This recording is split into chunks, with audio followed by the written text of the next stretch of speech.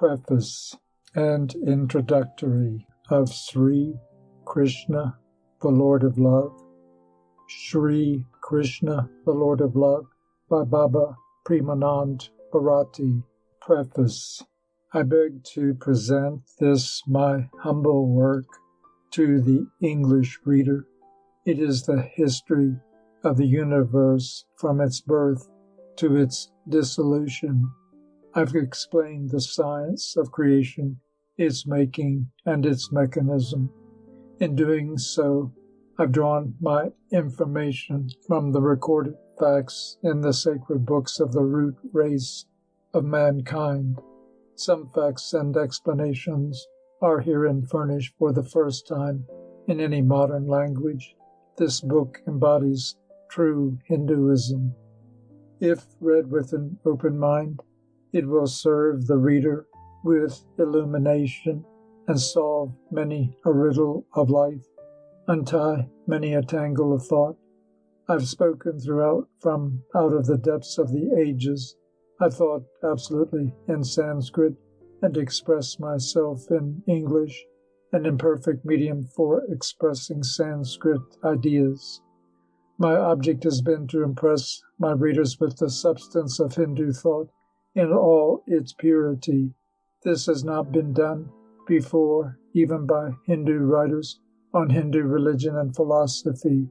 They have cared to humor the Western readers by putting in a mixture of Western thought and dressing it up in Western ways of expression.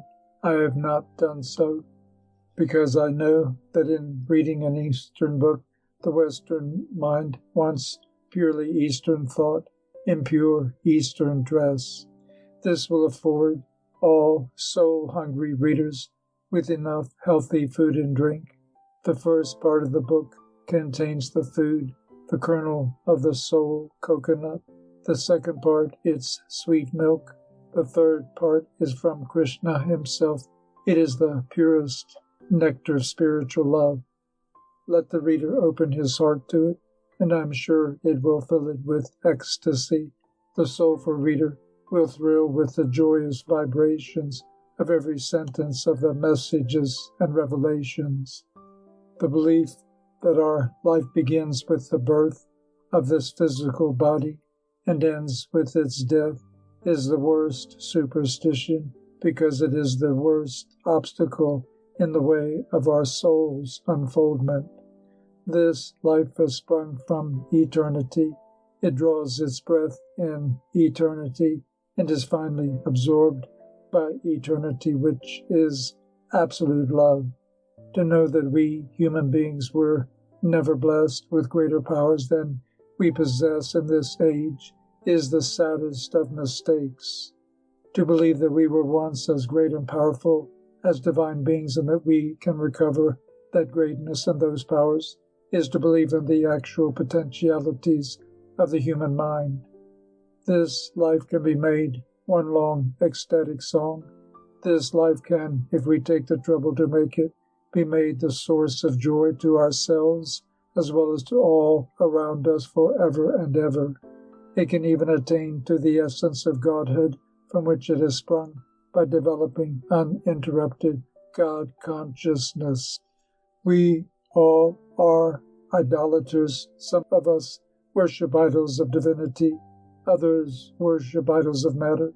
Some of us worship the spirit through suggestive signs and symbols. Others worship flesh, mere forms of animated flesh. Since our mind wants idols for worship just as our body wants food for sustenance, let us all worship idols of spirit and form. Through its concrete form center, we can enter into the abstract spirit of love, love which is our one object and goal in life. This love is Krishna and the universe, and we, its parts, are the materialized manifestation of that love. Premanand Bharati, The Alpine, 55 West 33rd Street, New York, July 7, 1904. Introductory. Life's Source and Search. Beloved, I wish to call you my beloved, whoever you are, who have taken up this, my love message to read, for you are the beloved of my beloved Krishna. I may not know you, nor you me, and yet we have been together times without number.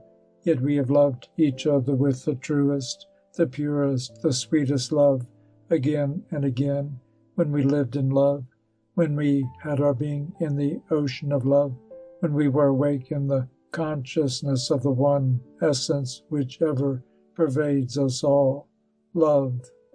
Beloved, that state, that realm, in which we lived and knew and loved each other, we have forgotten, and this forgetfulness is the cause of our separateness, our non-recognition, our want of sympathy, our troubles and quarrels, going into the depth of silence, silence within and without us. I have discovered its secret, which is also the secret of our forgotten love existence. And this, my message to you, is the revelation of that mystery which our strayed soul is trying to solve through every effort of the life we are living now. Beloved, I humbly lay before you this message to read, to help you to recognize your true self, to help you to find your true goal in this life's race. This message is a magic mirror in which maybe you will catch the reflection of your soul's all-beautiful image. You are now engaged, my beloved, in reading this message with the same object for which every one of us is just now engaged in doing various things. It is life's one common object for us all, pleasure. That is the one all-absorbing quest of humanity, nay, of all living creatures of all creation. We are ever striving, all of us every minute, to find that one blessing which ever eludes our grasp, ever misses our ken, ever deludes us like the will-o'-the-wisp, the one object of our desire, a predominant, spontaneous, practical, natural interest, unmixed, unbroken happiness.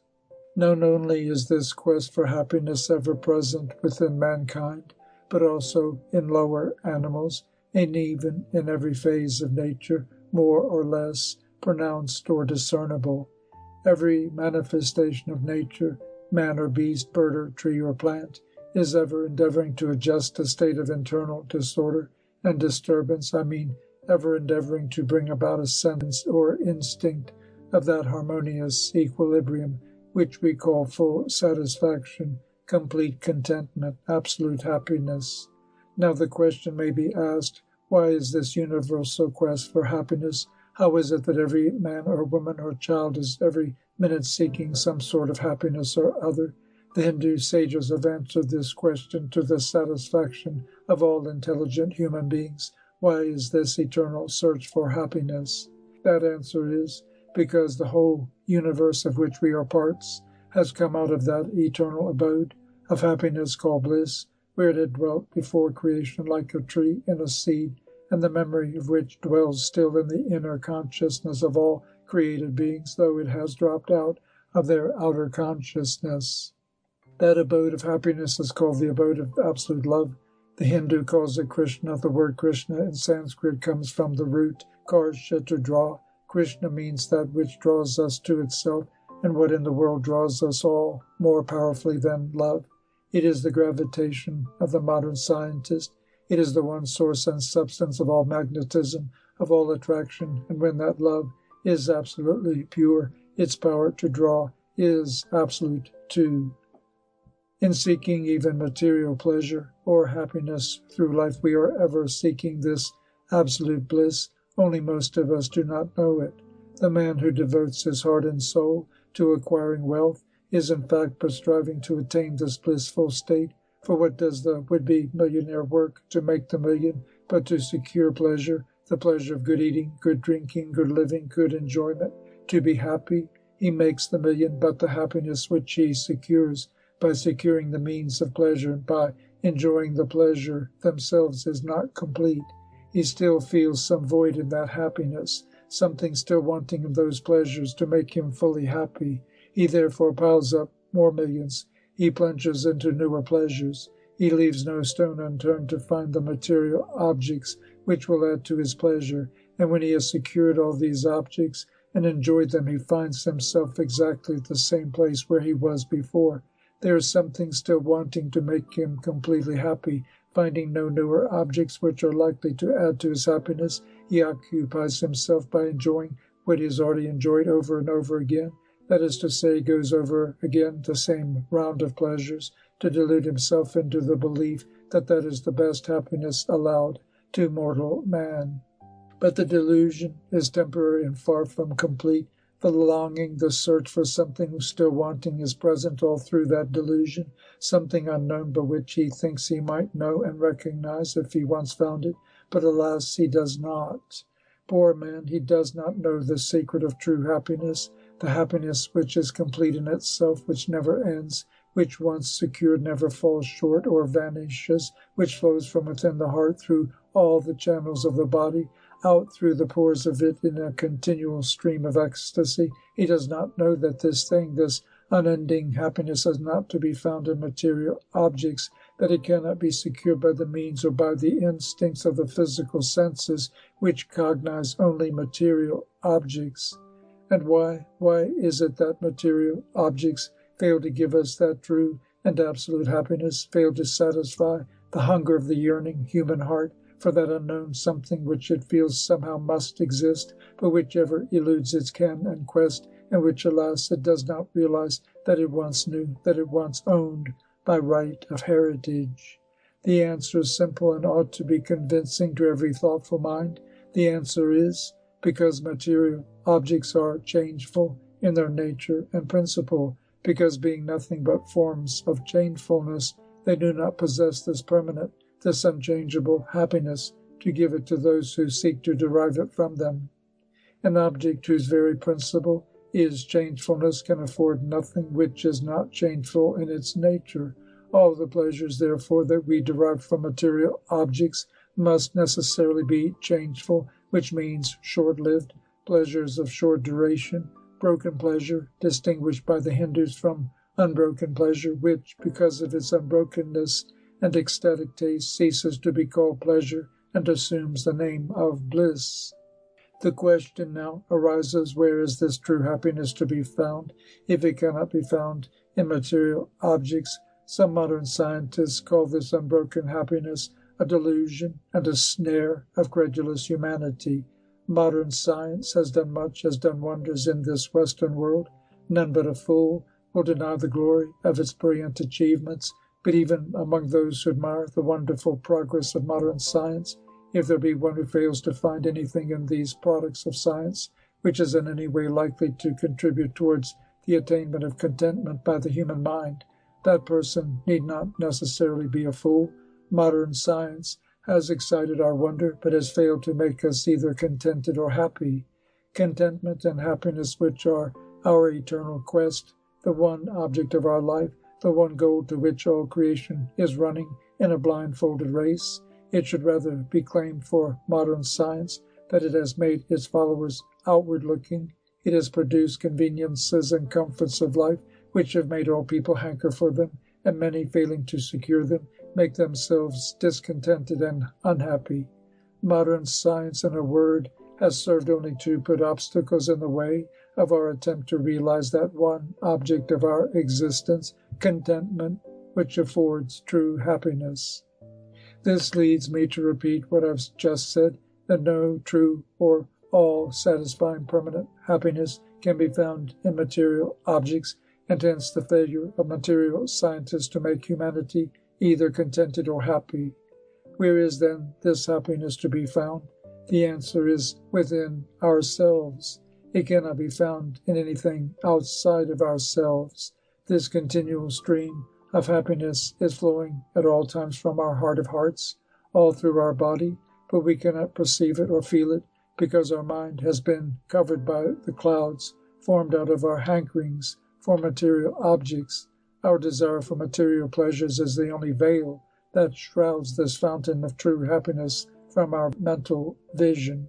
But if our desires for material enjoyments be carefully and intelligently analyzed, we can arrive at only one conclusion, and that is that in hankering for material pleasures, we are in fact practically hunting for that happiness which, once attained, is ever full, ever satisfying, which, once enjoyed, lays all hankerings for material enjoyments forever at rest.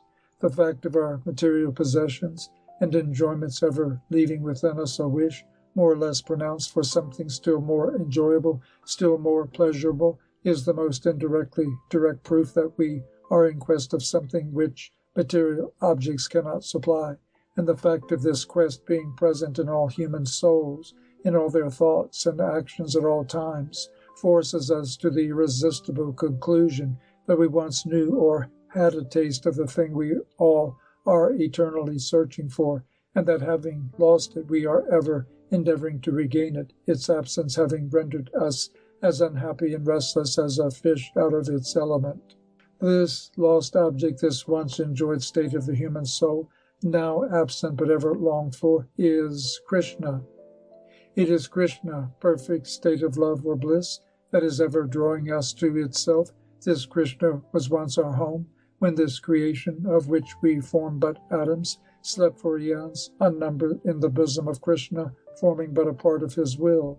When those unnumbered eons were numbered, after these atoms of creation had slept for enough time to rest themselves in that bosom of absolute bliss, they were thrust out of that realm into space to form a universe.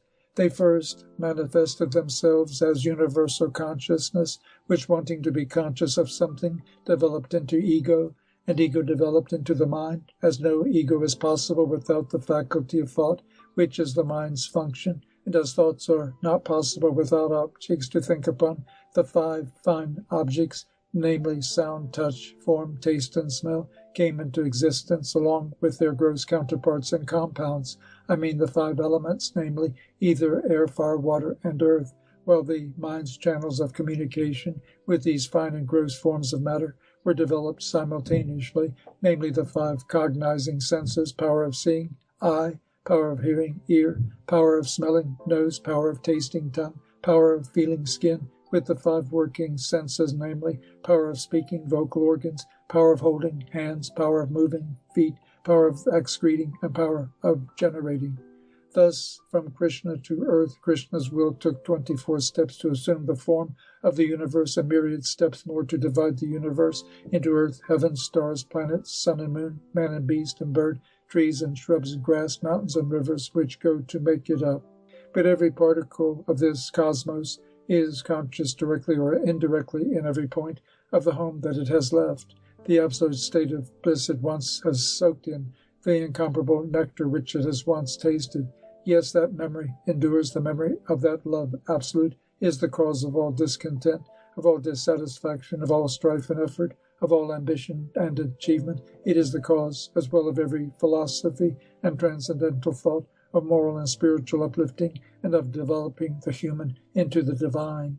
From Krishna have we all come, and Krishnaward are we all tending, and all our actions, good, bad, or indifferent, are but the feeble steps with which we are all endeavoring to cover the journey back to Krishna, our home, sweet home, our ever-loved home, from which we have come away as sorry truants, and to which the needle of our soul ever trembles, pointing to us the forgotten path by which we fled from, and by which we are again to return to that home, Sree Krishna.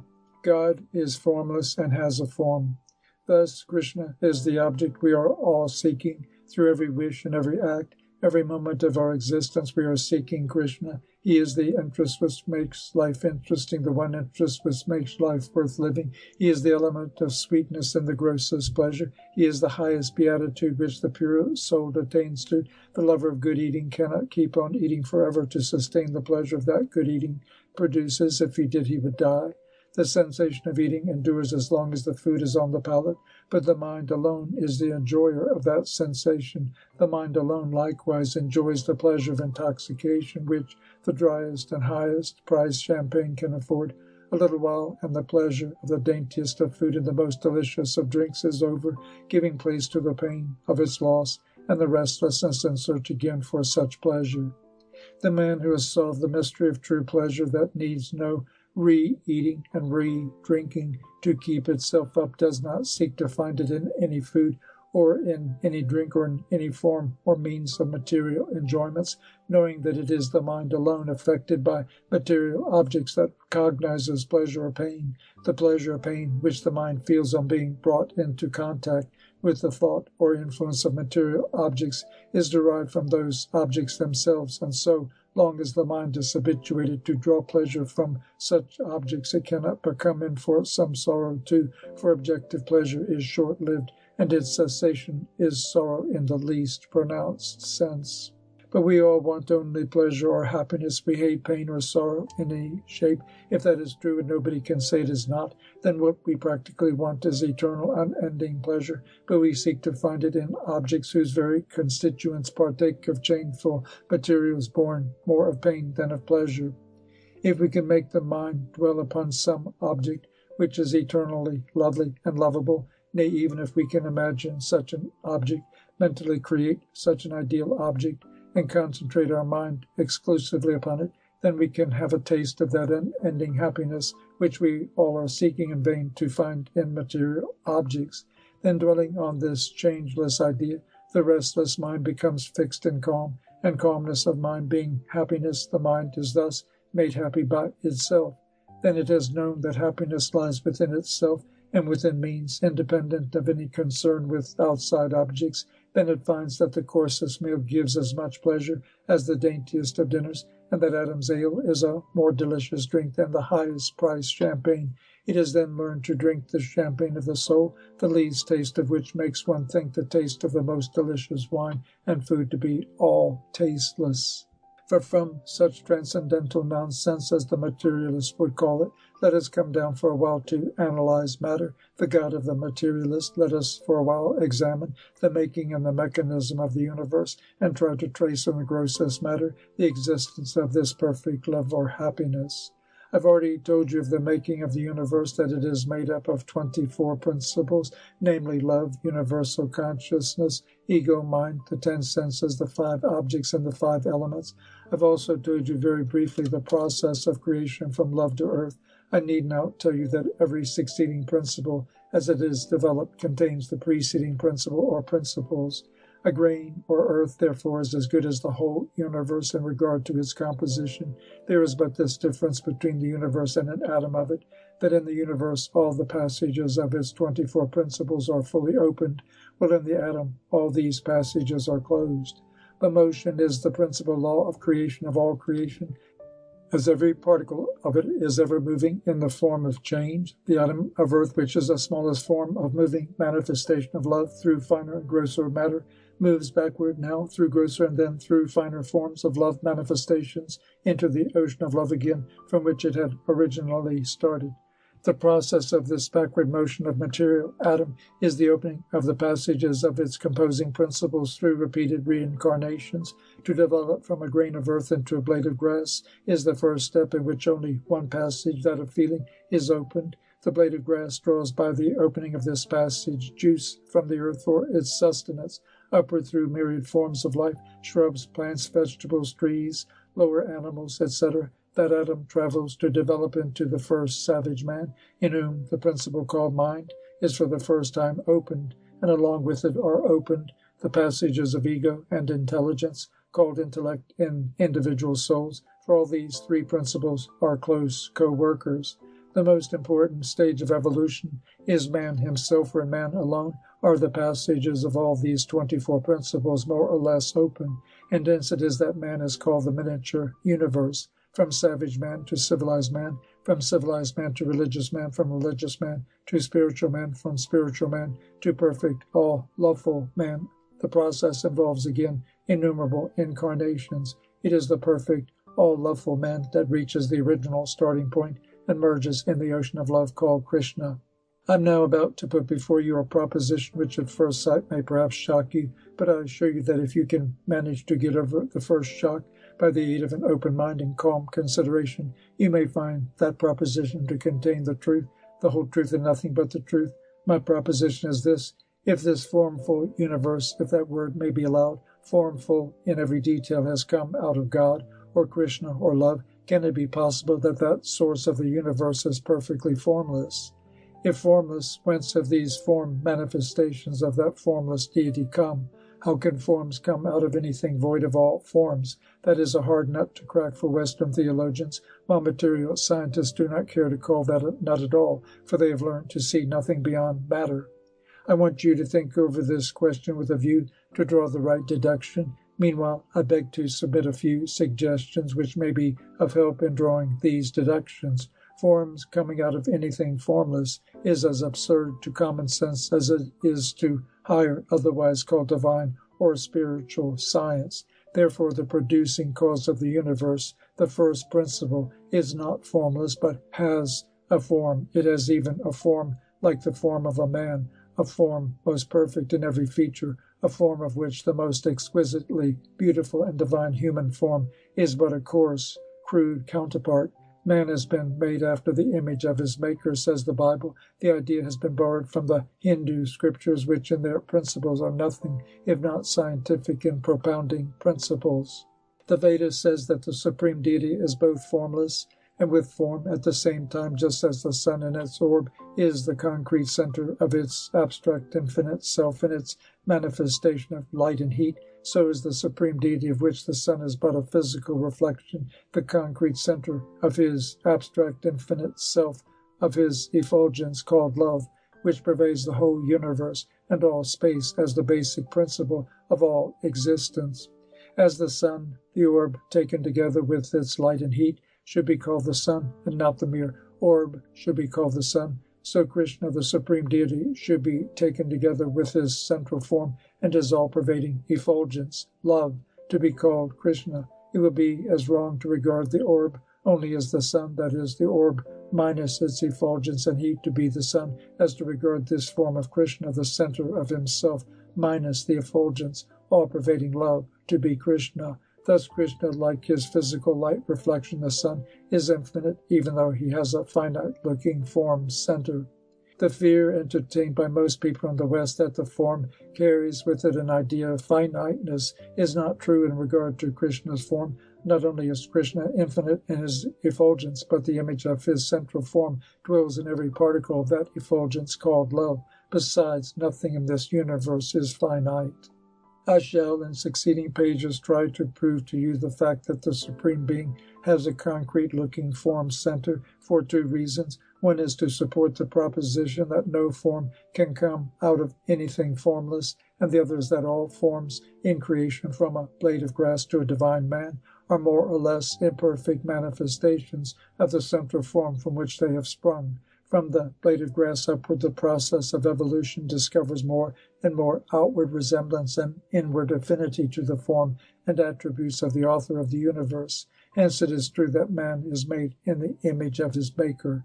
In the upward evolution of the man form, the refinement of mental, moral, intellectual, and spiritual attributes contributes more and more towards the man form, being made a more and more perfect image of his Maker, both externally and internally. Krishna, in form and in love effulgence, is present as much in a grain of earth, in a blade of grass, in a beast, as in man, only that form is more or less covered in the lower life forms on account of many of the composing principles of their bodies being unopened, while in the man, all the principles being opened, the man form looks more like the form of God. Some people refuse to believe that the Supreme Deity has a form like that of man, because God with a human form would be lowered in their estimation. These devout people forget that the human form is but an imperfect picture of God's form, instead of God's form being a copy of the human form. So God need not take the trouble of assuming an imperfect reflection of his own perfect form. Dear reader, some of you may say that it is foolishness and temerity on my part to try to prove that God has a form before people who are in the vanguard of civilization, and many of whom think that the very idea of God is but a diseased fancy of weak humanity. Yet for all that, I do preach a form God along with a formless God, with all the boldness my ancient, truly scientific conviction commands, because that boldness is backed by truth, the only truth.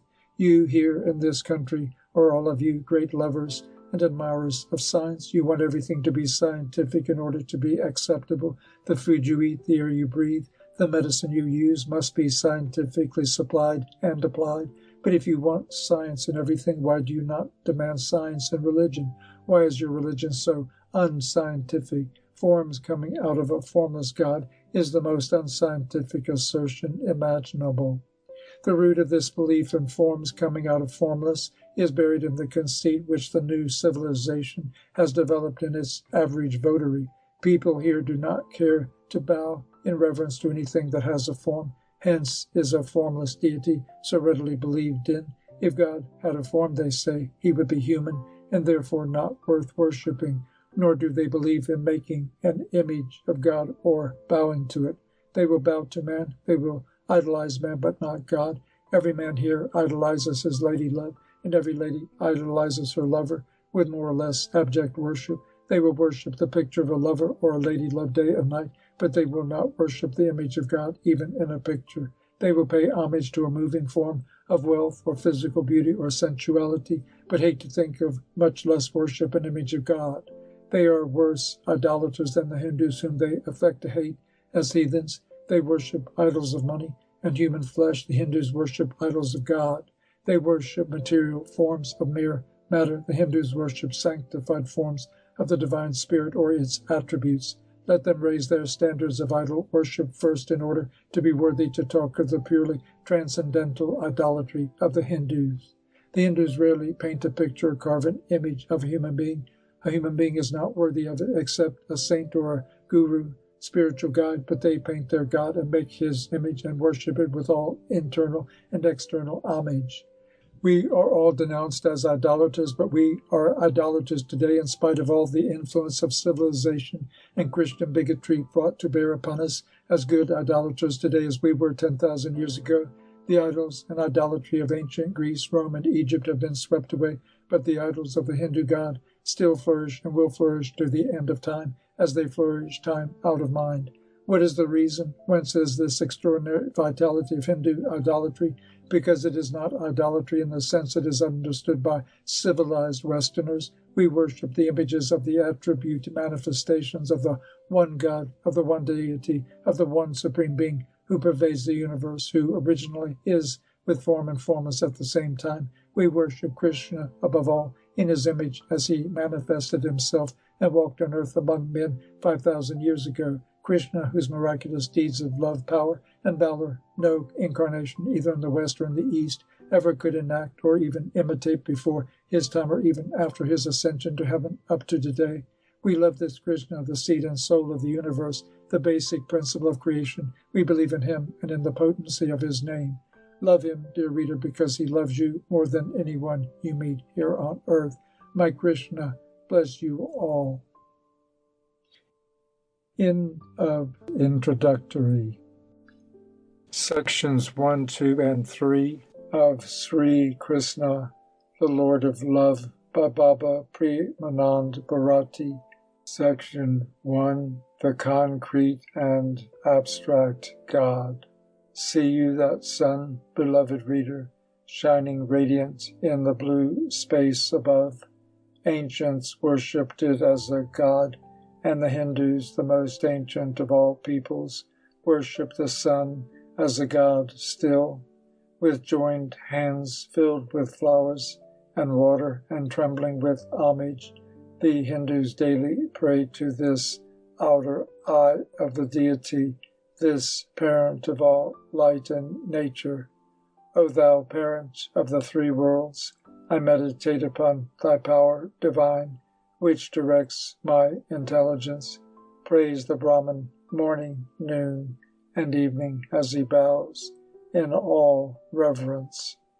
This sun is the physical expression of the spiritual sun. Krishna, as the sun, the orb, is the concrete center of its abstract self in its diffused manifestation of light and heat, which pervades the universe.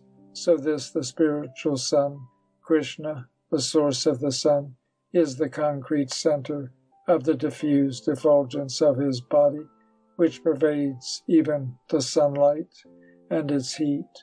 Krishna has a form of which the most exquisite human form is but a crude counterpart.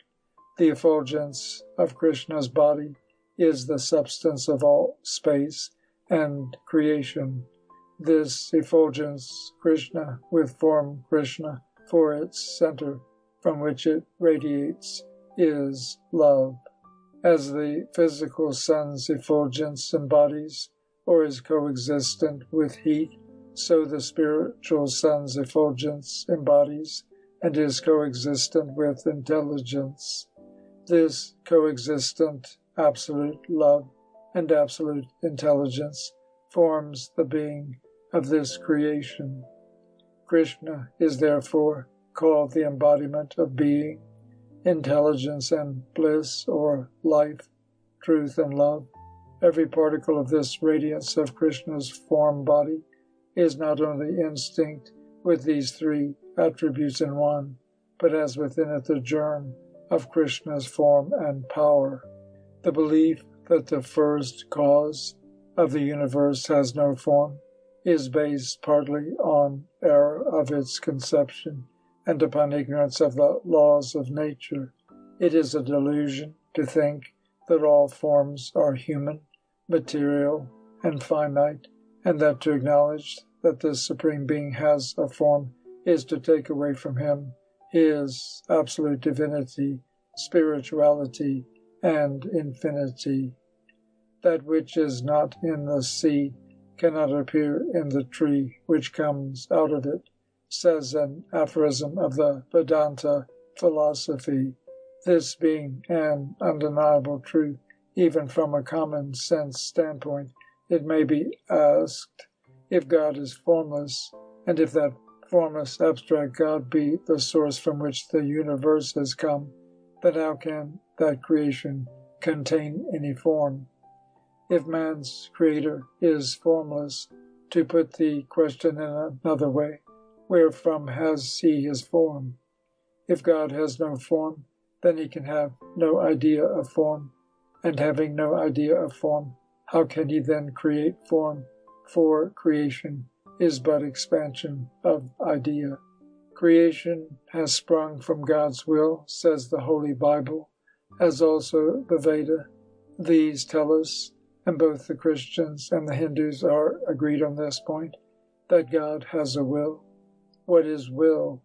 It is but the function or attribute of the mind, just as where there is no fire, there can be no smoke, so where there is no mind, there can be no will. Once we admit that God has a will, we cannot escape admitting that he has a mind, the function of which will he exercised in order to create the universe. Now then, it being established that God has a mind, the question may be asked, is that mind encased in a body? If so, what sort of a body is it? Is it physical? That is to say, is it formed of the same material of which the human body is made? Or is it a body made of abstract spirit? This is not possible, for mind is defined by the Vedas to be that principle within us which has the power of willing and non-willing. Scientists and modern philosophers define mind with practically the same purport. This vibration of the mind, willing and non-willing, is brought about or induced by the reflection cast upon, if by external or internal objects, through its channels of communication, the five cognizing senses, the physical counterparts of which are the eye, the ear, the nose, the palate, and the skin, which cognize respectively form, sound, smell, taste, and touch, under which five heads the Vedas have classified all forms of matter or objects. A mind without these five channels cannot exist, for having no channels, it receives no impressions of objects, and has therefore no chance of either willing or non-willing, which is its attribute and its only substance and composition. Once we acknowledge that God has a mind, we cannot help acknowledging these channels of that mind, the five senses. God has therefore not only a mind, but the power of seeing, eye, the power of hearing, ear, the power of smelling, nose, the power of tasting, palate, and the power of feeling, skin. The mind has also 5 other powers, called its working senses, viz. The power of speaking, the power of holding, the power of moving, the power of excreting, and the power of generating, otherwise called the vocal organs, the hands, the feet, the excretory organ, and the generating organ. Thus God, possessing a mind, is bound to possess the 10 senses without which the mind cannot act, and inaction of the mind is its destruction or non-existence. God, having a mind, has to have an ego too, for mind is but a product or channel of the ego, which means I-ness or self-consciousness, so that God has all the principles of which man is formed once it is admitted that God has a mind, and there is no sane man who can deny to God the possession of a mind of which the universe is the design and creation of which man is but a tiny part. The Christian Bible says that God has made man in his own image, which means that man is the reflection, more or less imperfect, of God. Is it then possible that what is not in the original is present in the reflection? If the human soul, according to this scriptural saying, is a reflection, image of the deity, has not that deity a mind and body, as its reflection the human soul has?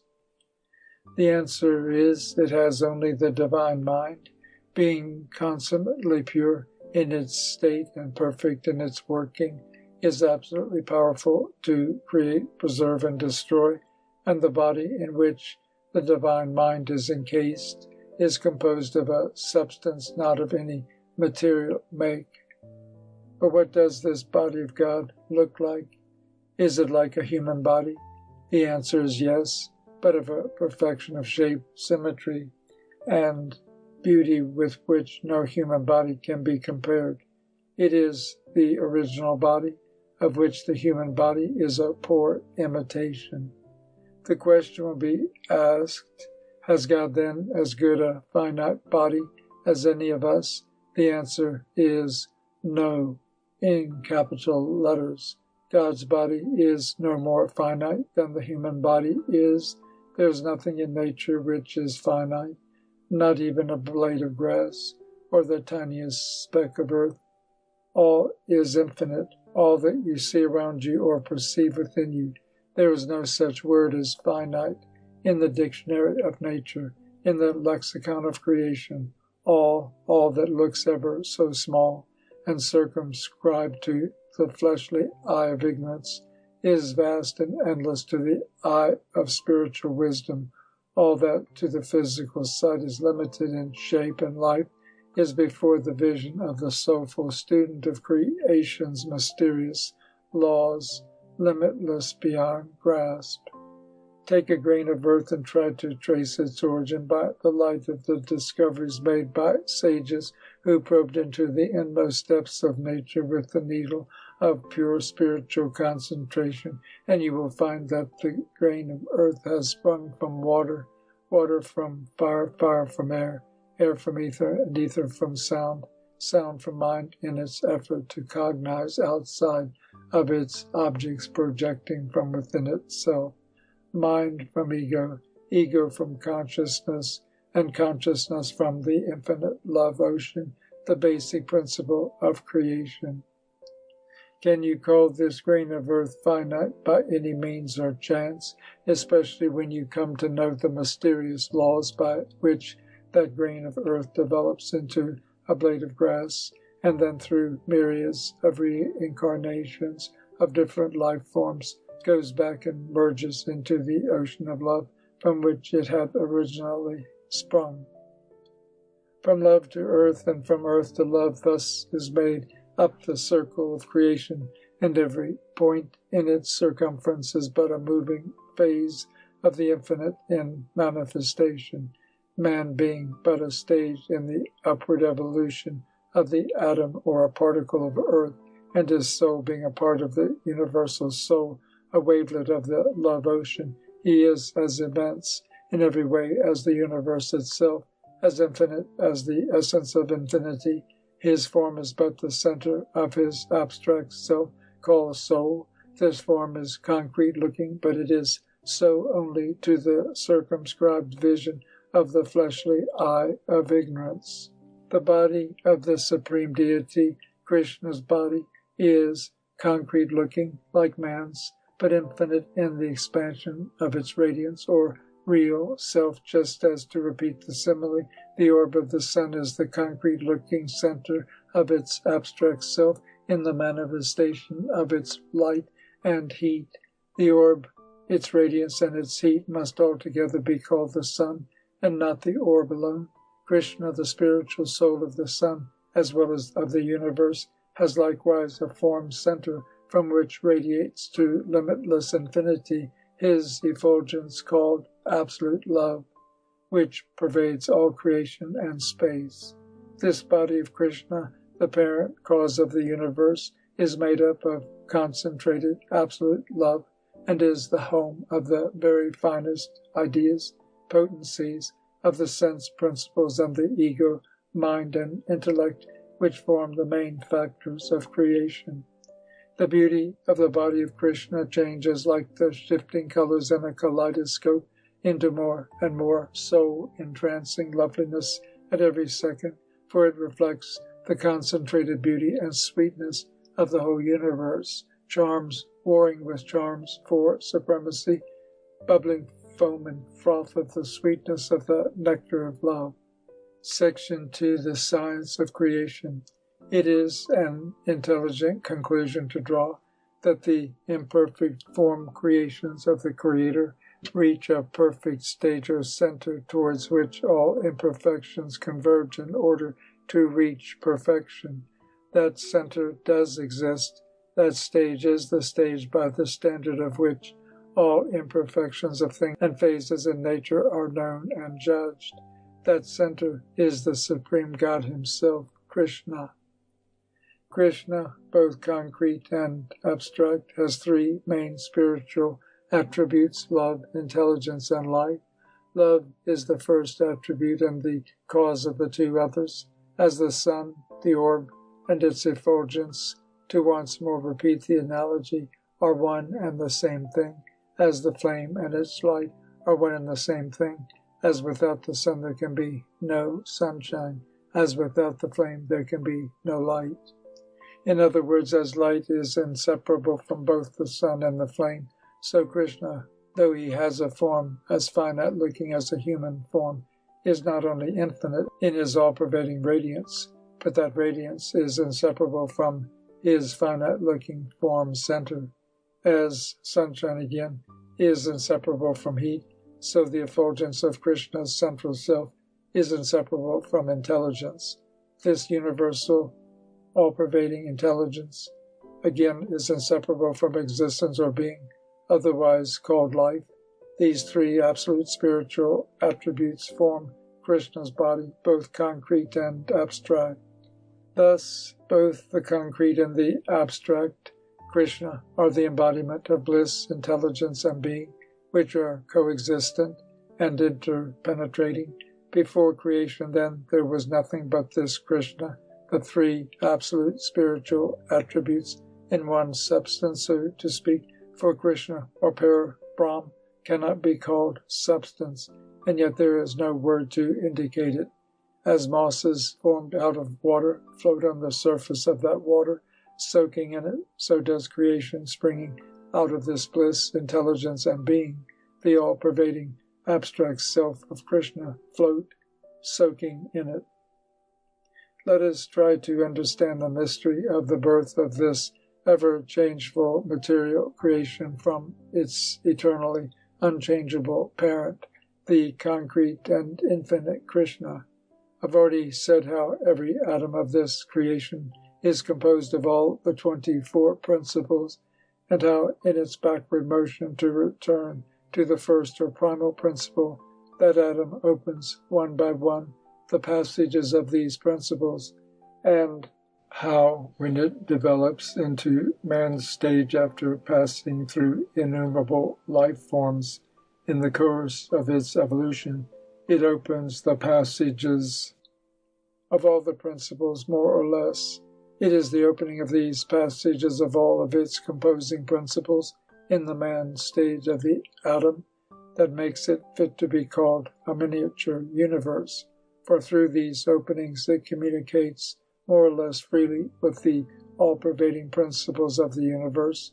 The more developed this man stage becomes, that is to say, the clearer the openings of these passages, the more correct an index it is of the inner laws and workings of the great universe. Because man has the whole universe within himself, just as an acorn has the whole oak tree in potency dwelling within it, therefore he can, by diving deep within himself, find out the mysteries of the producing source, being, and processes of working of the universe. If we think on the process of the development of a tree from a seed, we will find that process as marvelous as the most marvelous phenomena of nature. Indeed, this process of the birth of a tree out of a seed is the process in miniature of the birth of the universe out of Krishna love. This process of creation is being repeated every moment throughout creation itself. The laws of production and destruction, formation and disintegration are the same in scientific exactitude as those which produce and form and destroy and disintegrate the universe. The operation of these laws is going on as much in the inner as in the outer world of ours, as constantly on the mental plane as on the physical. The law which brings forth a tree out of a seed is exactly the same as that which in a finer manifestation operates through the birth of a thought in our mind. The rooting, the shooting, the growing, the flowering, and the fruiting of a tree is but a gross reproduction of the process by which a thought awakes, develops, and takes shape and action within us. The stages of a thought's birth can be clearly perceived when the mind is calm. At first there is an unknown feeling, then an indefinite vibration which develops into abstract idea. Idea develops into thought, and thought becomes action. Out of Krishna love, creation springs into existence like a thought. Thought exists in our mind like a seed in the shape of previous impressions of objects and ideas. So the seed of creation lies in the bosom of Krishna in the shape of impressions of ideas of previous creations. This seed or germ is made up of three attributes called sattva, illumination, raja, activity or motion, and tama, obscuration or darkness. So long as these three attributes forming the essence of the germ are in equilibrium, that is to say, are of equal degree or force or intensity, creation remains in the germ state in the bosom of its first cause, Krishna. But the moment there is the least tendency of any of these attributes of this germ essence to fall out of equilibrium with the other two, that is to say, when one becomes more powerful than the others, then they start out of the central self, Krishna encased in another form, almost like unto the Krishna form, a state which is analogous to the unknown feeling state in the development of human thought. This state is called Vasudeva, which again has a form center of its abstract self-radiance, pervading all space. It is the least pronounced state or stage of differentiation induced by the tendency of loss of equilibrium in the even forces of the three cardinal attributes, gunas, illumination, motion, and obscuration. The second stage, called sankarsana, analogous to the indefinite vibration stage of the development of thought, has again a form center of its all-pervading abstract self-radiance. This sankarsana is the unconscious cause of creation. The third stage, called pradamna, analogous to the abstract idea stage of thought, has likewise a form center of its all-pervading abstract self-radiance. This is the semi-conscious cause of creation, and from this develops the fourth stage, called aniruddha, which is analogous to the full developed thought stage and is the full conscious cause of creation. This aniruddha is called Vishnu or Narayan, from Nar water, and Narayan bed, because he floats on his back on the water of love life, while out of his navel springs a gigantic lotus, a figurative expression meaning the universe in bud, in which is encased the sleeping Brahma, the operating creator, with the germ of creation dwelling within his mind and about to shoot forth. In Aniruddha, the real stage of inequilibrium of the attributes, gunas, develops, and in Brahma it assumes full development.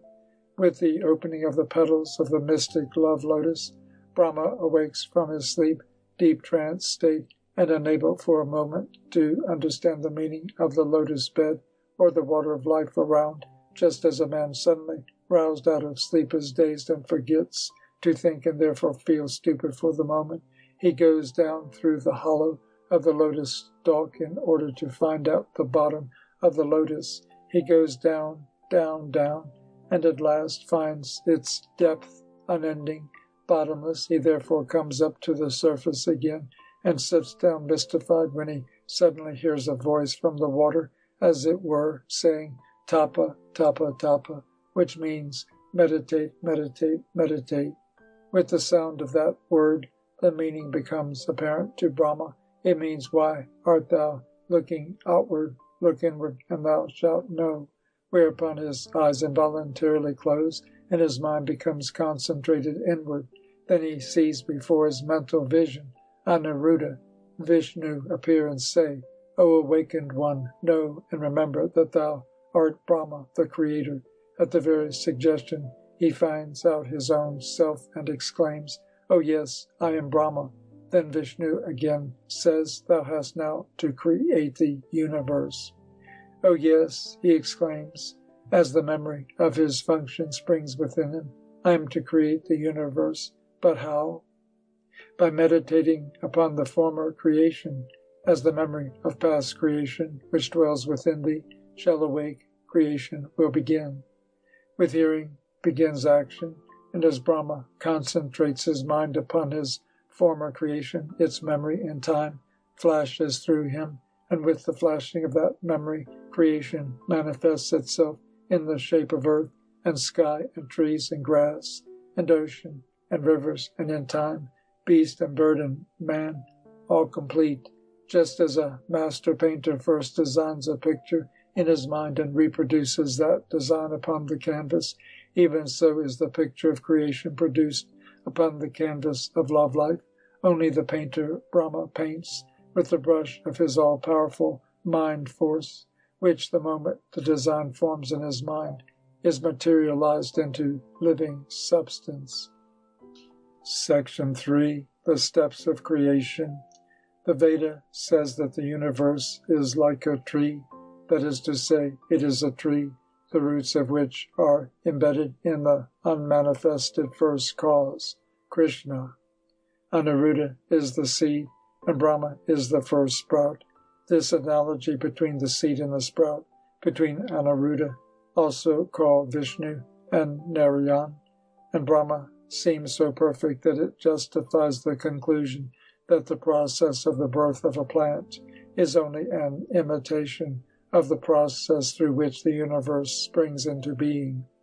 As in the germination of a seed, two lobes called cotyledons, which form part of the seed, come out prior to the appearance of the stem which shoots forth between them, so out of the navel of Narayan, Aniruddha, first appear two cotyledons called lotus in the figurative language of the Veda, and between the cotyledons sprouts forth the stem in the shape of Brahma, who is the miniature embodiment of the universe.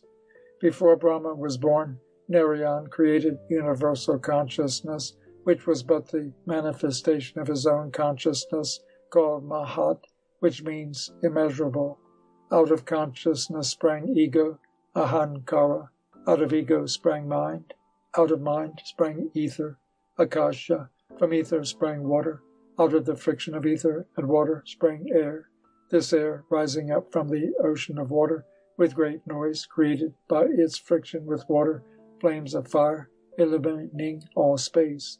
This fire became mixed up by the cohesive attribute of air with water and ether, and all four elements became one thickened, molten mass, and as it rose upward, the liquid substance which issued from it became solidified and cooled in process of time, and formed into earth. Then the lotus cotyledon sprang forth from the navel, Sanskrit navi, middle, of Narayan, and within them Brahma, the stem, shot forth. His body was made of the five elements and consciousness, mind, and ego. He is also said to be the central form embodiment of ego, ahankara. Brahma is but the creative form potency of Narayan. When Narayan bade him to meditate upon his former creation, and told him also that the moment the memory of former creation would awake within him, creation would begin. Brahma meditated as he was told, and creation began, as that memory of the past creation flashed within him. Thus it will be seen that Narayan, Anuruddha, is the real creator. He creates at first the 8 main abstract and concrete principles, viz. Consciousness, ego, mind, and the 5 elements, ether, air, fire, water, and earth. After the creation of these was created the first concrete form, Brahma, who was to create the details of creation.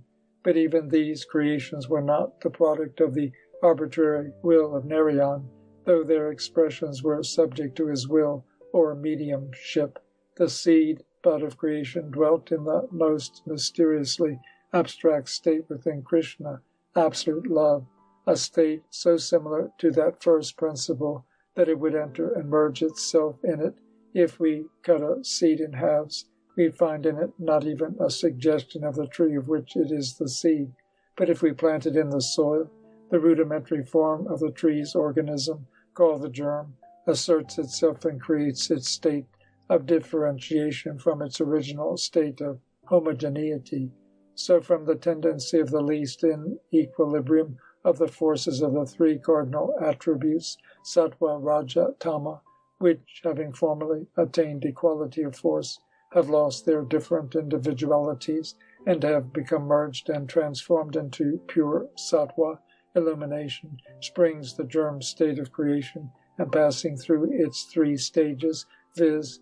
Vasudeva, Sankarsana, and Pradyumna, reaches its 4th stage called Anuruddha, where, having attained further development, it sprouts forth into Brahma, the first visible miniature embodiment of the universe. As out of the tiny but potent shoot of the plant, from the seed the details of the tree, viz. Trunk, branches, leaves, flowers, and fruit, spring forth to attain its full-grown state, so out of its minute but potent shoot the details of the universe, viz. Earth, heaven, sun, moon, stars, day, night, mountains, rivers, vegetation, spiritual beings, animals, men, etc., spring forth to attain its complete form. The manifestation of universal consciousness, Mahat, is called the first step of creation. The birth of ego, Ahankara, out of consciousness, is called the second step of creation. That of mind from ego is the third step. That of the 5 elements, ether, air, fire, water, and earth, from mind is the 4th step. That of the 5 attributes of the elements, sound, touch, form, taste, and smell, from the elements is the 5th step. That of the 5 cognizing senses, seeing, hearing, smelling, tasting, feeling, out of these 5 attributes, also called objects, is the 6th step. That of the 5 working senses, speaking, holding, moving, excreting, generating, from the 5 elements is the 7th step. That of gods and aerial, invisible beings is the 8th step. That of trees and plants and shrubs and grass and all other vegetation, as also that of the wild animals and birds, is the 9th step. That of domestic animals and men and women is the 10th step. These steps or series of creation have developed between long intervals. These are called purely natural creations through the instrumentality of the mind force of Anuruddha, Narayan, and Brahma. End of Section 3. Sections 4 and 5 of Sree Krishna, the Lord of Love, by Baba Premanand Bharati. Section 4. The cyclic motion of changes. The Veda says that when the three cardinal attributes, by losing this equipoise of force, sprang into being and leaving the bosom of Krishna, absolute love, passed through the three stages of their development, viz. Vasudeva, Sankarsana, and Pradyumna. They brought with them a vibration from Krishna, which found expression in Aniruddha, who exclaimed as he awoke from trance sleep, as it were, "I'm one, I wish to be many." This divine will manifested itself into the universe in the manner described in the previous section. From the one love, the motion of manifestation of creation has therefore been towards manifoldness. From one love, the principles sprang one by one, and where there was only one, there were 24. The details of creation sustained this process of manifoldness, and motion gradually increased in speed, manifesting varieties, until now that increased motion manifests that will in millions of phases within every second of time. This motion of manifestations or changes is like the surface of a troubled ocean, where heaving billows innumerable, crested with foam, cover countless living beings. The current of creative changes is mixed with and fed by and dashes against the opposite current of involuntary changes. The moment the last principle of the universe, Earth, was created, it had the tendency to go back to the first source of creation, but unable to force its way back through the channel by which it sprang, owing to the rush of creative current, it found a circuitous channel by which its composing molecules started on their way back. As has already been said and will be fully explained in detail in a separate section, the molecules have a tendency to open the passage of their composing principles and thus to journey back by myriads of reincarnations through different and higher life forms to the first parent principle. The current of creation, which began with the manifestation of universal consciousness, is still moving on and will move on in the shape of changes until universal disintegration and dissolution take place. This current of creative changes is mixed up and swelled by the opposite current of involution, also in the shape of changes. These warring waves of action and reaction make up the cosmos ocean. Narayan, Aniruddha, is the seed manifestation, will of Krishna, the supreme deity. The universe is the physical manifestation, materialized will force of Krishna. Time is the motion, manifestation, process of working of the will force of Krishna, and the Veda is the sound manifestation, sound expression of the laws of the will force of Krishna. It has been shown how Narayan is the seed manifestation, and how the universe is the materialized will force of Narayan and Brahma. I will now deal with this motion manifestation, time. I am one, and I wish to be the many. The Lord was one, and the moment he wished to appear to the many, then this wonderful creation of vastness and variety sprang into existence. From the moment of the rise of that will in the divine mind down to this moment, that will is undergoing the process of its execution. It is a rush from the one towards manifoldness. This process of that manifoldness is called creation, and the rhythm of its motion is called time. The whole creation is nothing but motion of changes. Time is nothing but the cognition by our mind of events and ideas which are phases of changes in internal and external nature. If we had no notion of events and never had an idea within ourselves, we would be in eternity.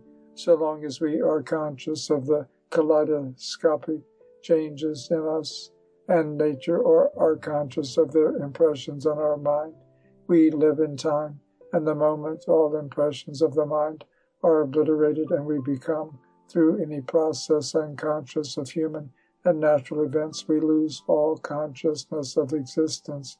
That is to say, we go behind the veil which enshrouds these physical phenomena, and we enter the realm which is an undisturbed calm of absolute life, light, and bliss, the Trinity which is eternity.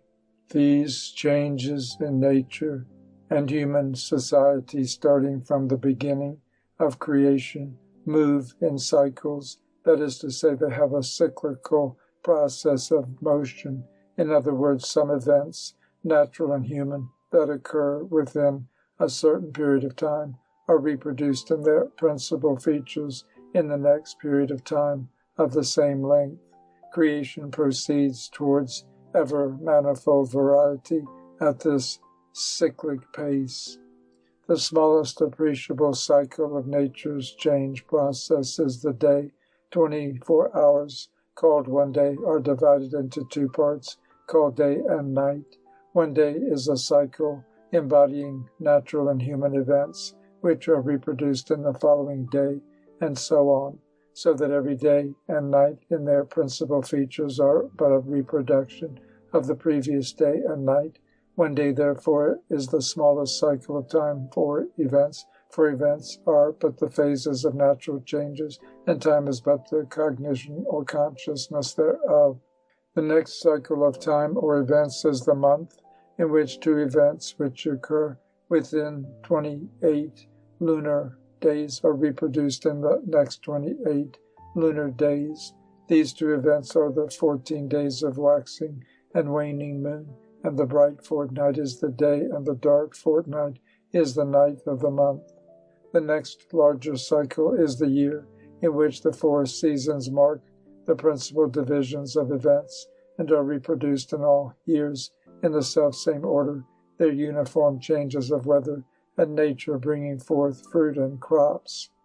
In the same way, these events, called time, develop larger cycles in which some event or other, or a series of events, are reproduced in the next equal length of time. There are cycles, for instance, of from 500 to 100,000 years, the phenomena of which are reproduced in the next period of their respective proportions, but the most pronounced cycle is called the divine cycle. The Sanskrit word diva is the root of the word divine, and yuga is the original, of which the word age is a corrupted form. This divine age, diva yuga, is divided into 4 human ages called Satya, Treta, Dwapar, and Kali. The span of this divine cycle is composed of 12,000 divine years, and each divine year is equal to 360 human years, so that 12,000 years multiplied by 360 gives us 4,320,000 human years, which is the length of a divine cycle. The next bigger cycle is called the Manvantara, which is made up of 71 divine cycles and is wound up with the deluge, in which the whole world, including the highest peaks of the Himalayas, becomes immersed in water and remains so for the period of 71 divine ages. The next larger cycle is the Kalpa, which is made up of 14 Manvantaras, or 1,000 divine ages.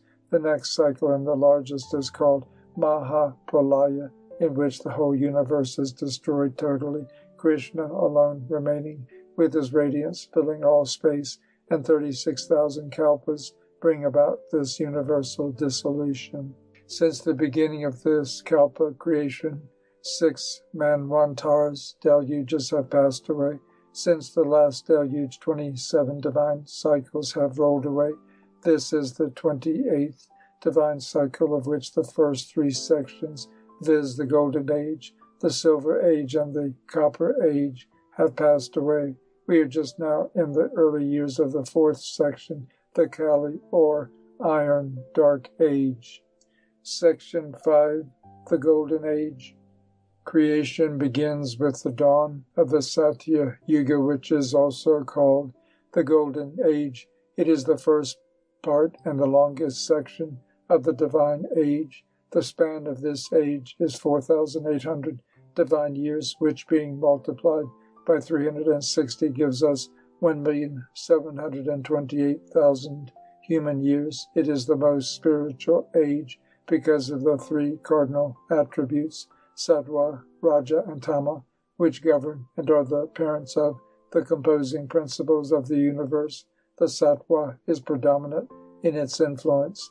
The Sattva is that attribute which uncovers the true state of things without and within us and in nature, hence it may be called the attribute of illumination. Raja is the attribute of activity, motion, of change, and Tama is the very reverse attribute of Sattva. It is that attribute within us and nature which covers the true state of things, hence it may be called the obscuring, darkening attribute, the attribute of darkness. The Satya Yuga is called the Golden Age because gold is very abundant in this age of utmost spirituality, and gold is the purest and most spiritual of all metals. The illumination of predominant Sattva pervades all nature in this age. Nature, inside and out, is full of light, almost transparent with light, spiritual through and through. So is man, her best product. Men and women in this age attain a spiritual depth and height which no other age can develop. This spiritual height manifests itself in their physical body, while the depth of their inward spirituality shows itself in their outer life and actions. The Golden Age men are 21 cubits, or 31.5 feet in height. This may strike us diminutive mortals of this Kali Yuga or Iron Age as absurd or improbable, but it need not do so if we remember how long ago the last Golden Age was, nearly 3 million years. Moreover, as they are all of the same height, they do not think they are abnormally tall. These men and women, owing to their high degree of spirituality, have a perfectly healthy, harmonious, and beautiful body, for spirituality is health, harmony, and beauty. They have their inner vision fully opened and see more through their ensouled minds' eyes than through their physical ones. They therefore see through nature as through a glass. All nature stands revealed to them to her inmost depth, wherein they see the one essence which pervades it, the one spirit of which all things within and on the surface of nature are but different phases of its manifestation, and in it all they find themselves as part of the same phases, living, moving, and having their being sustained by that one spirit which is both life and light, the one omnipresent spirit, the one all-pervading essence, love. The Golden Age men and women have no garments to cover their entirely bare body, nor do they need any. We clothe our bodies for 2 reasons. First, out of our sense of delicacy and shame, because of our dark thoughts born of improper and unnatural sinful actions, and secondly, to protect our body and health from the attacks of the sun, the rain, and the changes of weather and climate. The Golden Age men have no such reason for wearing any clothes. Their perfect spirituality admits of no dark thought to touch their mind, for all is illumination within and without them, while their actions are all in perfect consonance with the purest laws of nature, in rhythmic motion with the music of the infinite, whose song they hear in their soul.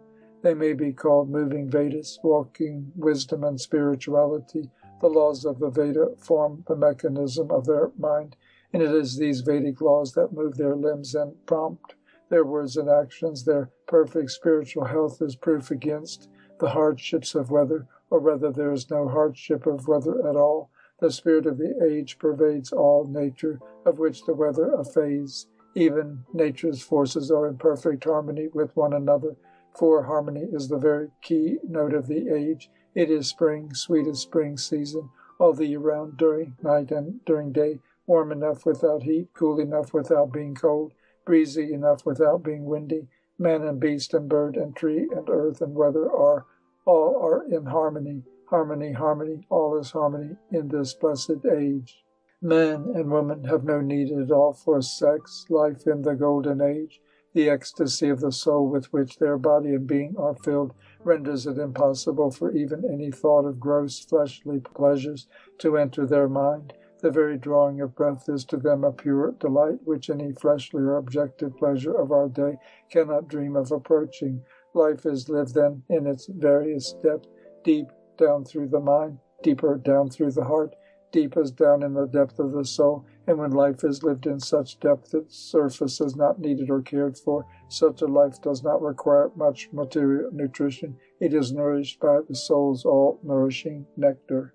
These men and women eat very little food, fruits and roots only, and drink milk and water, and these between long intervals. They feel very little hunger, and that little on far between occasions. We feel hungry because of our mind contemplating matter. All matter is changeful. Matter is nothing but collected forms of change. Its seeming substance embodies but motion of change, so that its most attribute is changefulness. Our mind, concentrating on material objects, absorbs its attribute, changefulness, and is affected by it. Forthwith it becomes changeful in its turn. That is, it is rendered restless, flitting quickly from one object to another. This changefulness of the mind is in turn absorbed by our body, which suffers from its effects in the shape of loss of tissue. And this loss of tissue we have to supply by food and drink, and rest and sleep. The Golden Age people do not suffer from this loss of tissue because their minds are always concentrated on the one changeless substance, the very reflection of which through the changeful forms of matter makes them seem steady and substantial. The little wear and tear they suffer from, owing to looking now and then on the surface of things, causes some little need of nutrition which their occasional fruit and milk meals supply.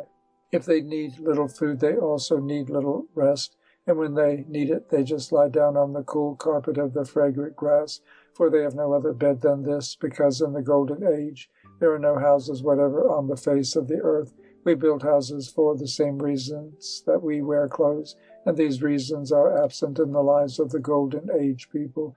Their bodies need no protection from the weather, nor do they need external comforts, for they think more of their soul than of their body. Their home is wherever they live and rest. Its roof is the high vault of heaven with its azure canopy. Mother Earth, the floor, the trees, its walls, nature's bowers are their boudoirs. All created beings are their family, the whole earth their country, and the whole earth is one large beautiful garden, the richest and most beautiful garden of flowers and fruits and songbirds. But more beautiful than the garden are the divine men and women who sanctify its soil by their walking, at whose approach near them the trees worship them with showers of flowers and offers of their fruits as love gifts. This is the long-forgotten and now misunderstood, misinterpreted earth garden of the Golden Age, called in the Old Testament the Garden of Eden. They are all now trying to locate it, some people in Syria, others in Egypt, others elsewhere, ignorant of the fact that the Garden of Eden was located upon the whole earth. The word Eden even is the corruption of the Sanskrit word Adhan, home. The whole earth becomes the Adhan, the home of all humanity, of mortal souls, the pleasure garden for angels on earth to roam about and sport in. This garden is the physical manifestation of a higher plane, created as the abiding place of mortal man in temporary state of spiritual perfection. They live a perfectly natural life, feeling themselves as parts of nature, breathing in unison with the breath of sky and air and tree and grass and beast and bird, their souls in tune with the souls of gods and angels and infinity itself. Among themselves they feel a oneness which only the most sublimated souls who have realized their at oneness with the all-pervading Spirit can feel. All humanity feels as one man, and the only distinction they find in this oneness is in the little difference in the formation of the male and female bodies. Although this outward perception of this external difference in some details of the physical structure does not influence the feeling of unity within. Still, the difference creates this much distinction that the women and men see and feel that they are the complements of each other, and the difference in bodily structure expresses this fact. All men feel all women are as one, and all women feel all men are as one, so that such is the feeling of unity which pervades the Golden Age people of the earth, that all men and women of that age can be called as one man and one woman. This is the state of the human society indicated by the story of Adam and Eve. Adam is the typical man, and Eve the typical woman of the Golden Age. Even the names bear testimony to this fact. The word Adam is a corruption of the Sanskrit word Adim, which means primeval, so that Adam means primeval man. The word Eve likewise is a corruption of the Sanskrit word Heva, or primeval woman. Heva means life and love, mother of creation. From mother nature all things evolve. Through the mother all things come to life.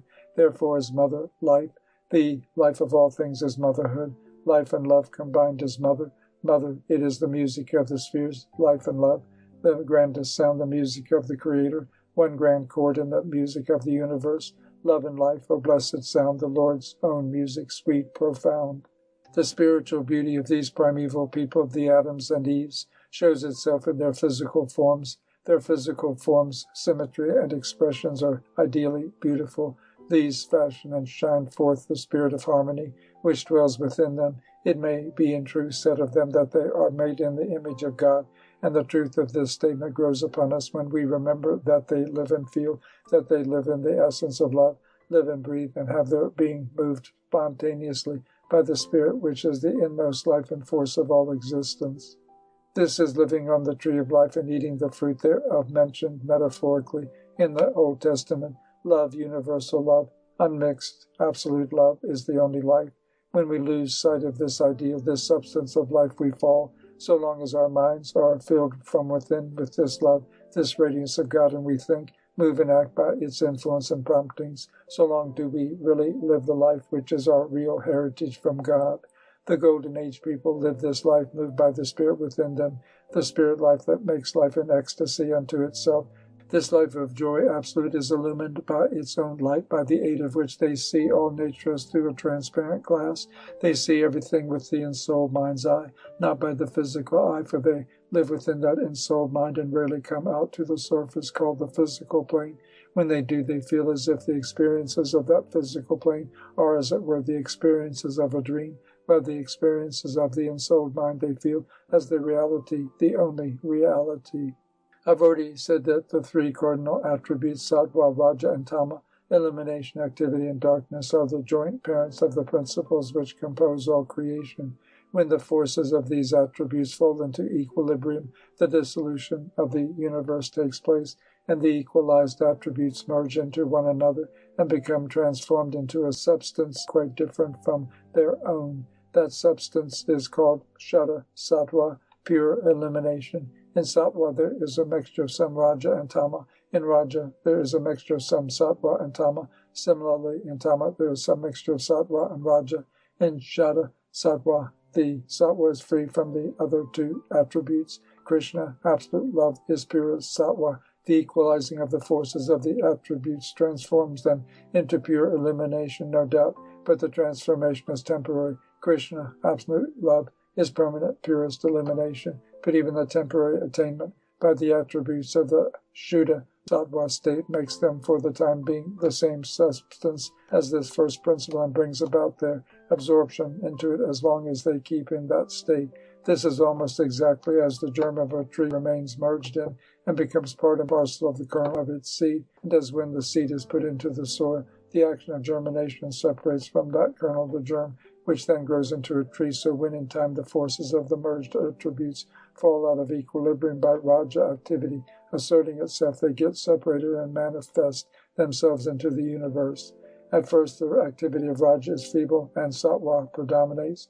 Out of predominant Sattva springs the mind. Raja brings forth the 10 senses, and Tama the 5 essences and the 5 gross forms of matter, and all objects and animals and men and gods and earth and heaven are but different degrees of blendings of the 3 attributes. The Satya Yuga, Golden Age at the beginning of creation, is so full of Sattva illumination, that all nature is made of materials almost transparent as ether. The matter of this first golden age is so fine that it would be invisible to the eye of our gross flesh of this distant Kali, iron age. Even in the last golden age, nature was made up of such fine matter that it would look to our gross vision of this day as pictures of light.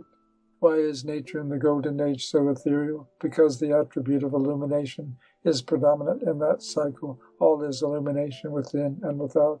Through this illumination, the golden age people see the steady, changeless substance which is the life and light, of which the outer universe is but the shadow. And with the spirit of this changeless love and life and light in one before their mind's vision, they cannot but feel that its distorted, changeful manifestations called objects are made of fabrics of which dreams are made of. Even they themselves are etheric and iridescent, not visible to the physical eye of the dark age, but always visible to the inner eye of men of any age, to the eye of the highly evolved man whose sight is more spiritual than physical. Ether is cognized through etheric vibrations. Light alone recognizes light. For the first quarter of this Satya Yuga or Golden Age, 1,000 divine years, this perfect state of universal holiness prevails on earth and among mankind. This is the original of the recorded vision, said to have been seen by St. John the Divine, as embodied in chapters 20, 21, and 22 of his revelations. This is the millennium spoken of in the Holy Bible, when Satan, sin, Tama, darkness, it is said, will be bound and cast into a bottomless pit, shut up and set a seal upon, and holiness will become triumphant throughout the world. This means the predominance of sattva, illumination in man and nature, and Tama, darkness, will be drowned under it.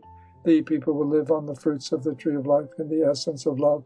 They will live face to face with God, that is, in perfect realization of his spirit love. This millennium will begin with the first quarter of the coming Satya Yuga, Golden Age, the new divine cycle which will be ushered in after the expiration of the Kali Yuga, also called Iron or Dark Age, we are now living in. That time is far away, yet how far I shall, in a succeeding section, attempt to indicate. As already suggested, the Golden Age conditions of nature are the physical manifestation of a higher sphere. According to the Hindu scriptures, there are 7 spheres, lokas or heavens. People in the West speak of the 7th heaven. Few know where the expression has come from, fewer that it has come from the Hindus who believe in the 7 heavens. The first is the earth, Bur, which is counted as a heaven because heavenly joys can be tasted on the earth plane. Above the earth is the Brahma sphere, the 2nd heaven. Above Baba is Swar, the 3rd. Above Swar is Mehar, the 4th. Above Mehar is Jana, the 5th. Above Jana is Tapa, the 6th. And above Tapa is the Satya Loka, 7th. The Golden Age state of the earth is but a reflection of this Satya sphere on its sattva, transparently illuminated surface. The men and women are angels on earth, meet and have communications with gods and angels, and at times even Brahma, the Shiva, the destroyer, and Vishnu, the preserver, come down on earth and hold converse with these perfectly pure human beings. Earth then is heaven below, and it is hard to tell when men mingle with the gods and angels, when the latter come down to meet them, which are the gods and angels and which are the men. St. John's Revelation 21 in the Holy Bible attempts to give some glimpse of this picture of the Golden Age. And I saw a new heaven and a new earth, for the first heaven and the first earth were passed away, and there was no more sea. 2. And I, John, saw the holy city, New Jerusalem, coming down from God out of heaven, prepared as a bride adorned for her husband. 3. And I heard a great voice out of heaven, saying, Behold, the tabernacle of God is with men, and he will dwell with them, and they shall be his people, and God himself shall be with them, and be their God. 4. And God shall wipe away all tears from their eyes, and there shall be no more death, sorrow, nor crying, neither shall there be any more pain, for the former things are passed away. What St. John describes as a new heaven and a new earth is the illuminated heaven and earth, illuminated by sattva, which destroys the darkness, Tama, of the preceding Kali, Iron Age, which pervades nature during its sway. The holy city, New Jerusalem, coming down from God out of heaven, is the reflection of the Satya Loka, the heaven of truth, which comes down, as it were, and mirrors itself on earth. The Golden Age earth is really a bride adorned for her husband, God, for in the Hindu scriptures earth has been called the bride of Vishnu, God. The meaning of the third verse can be more easily understood as it speaks of the spiritual condition of the Golden Age I have described already. The fourth verse supports the fact of the unbroken peace and happiness which dwells on earth during the Golden Age. Men know no sorrow, nor crying, nor pain. They are happy and are ever filled with joy, and there shall be no more death. This is very important testimony to the one statement in the Hindu scriptures about the Golden Age men and women, which is more apt to be discredited than any other. In them it is said that in the Golden Age men and women can live for 100,000 years and die at will, which is corroborated by St. John, who says, and there shall be no more death. Life in the Golden Age, says the Hindu books, is sustained by the marrow of the bones. Man lives as long as there is marrow in his bones. Death and disease are caused by accumulation of sin, which is the result of improper, unnatural living that is in violation of nature's spiritual laws. The Golden Age men live in absolute harmony with these laws, and are therefore liable neither to death nor to disease. Men are filled in this age in full measure of virtue, and sin has no place in it, not a trace of it anywhere. This is the state of nature and human society which is reproduced in the beginning and first quarter of every Golden Age, which forms the first largest section of every divine cycle.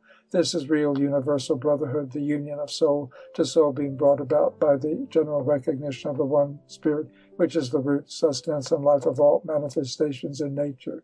Spirit only makes man brotherly, and the feeling of the one and the same Spirit is the source of true brotherhood, and until one love is for all, souls shall be separated and countries will war with countries. Everyone in the Golden Age looks upon everyone else as himself, as it were. It is more than ideal brotherhood in this state of society. It is real, practical, spontaneous brotherhood, brought about by the attribute of illumination, having full play within all created matter, objects, and beings. They are united from within, not through outward forces, and so close and natural is the union that they do not realize that it is anything unusual at all, even in the deep demonstrations of spontaneous love which they feel for one another.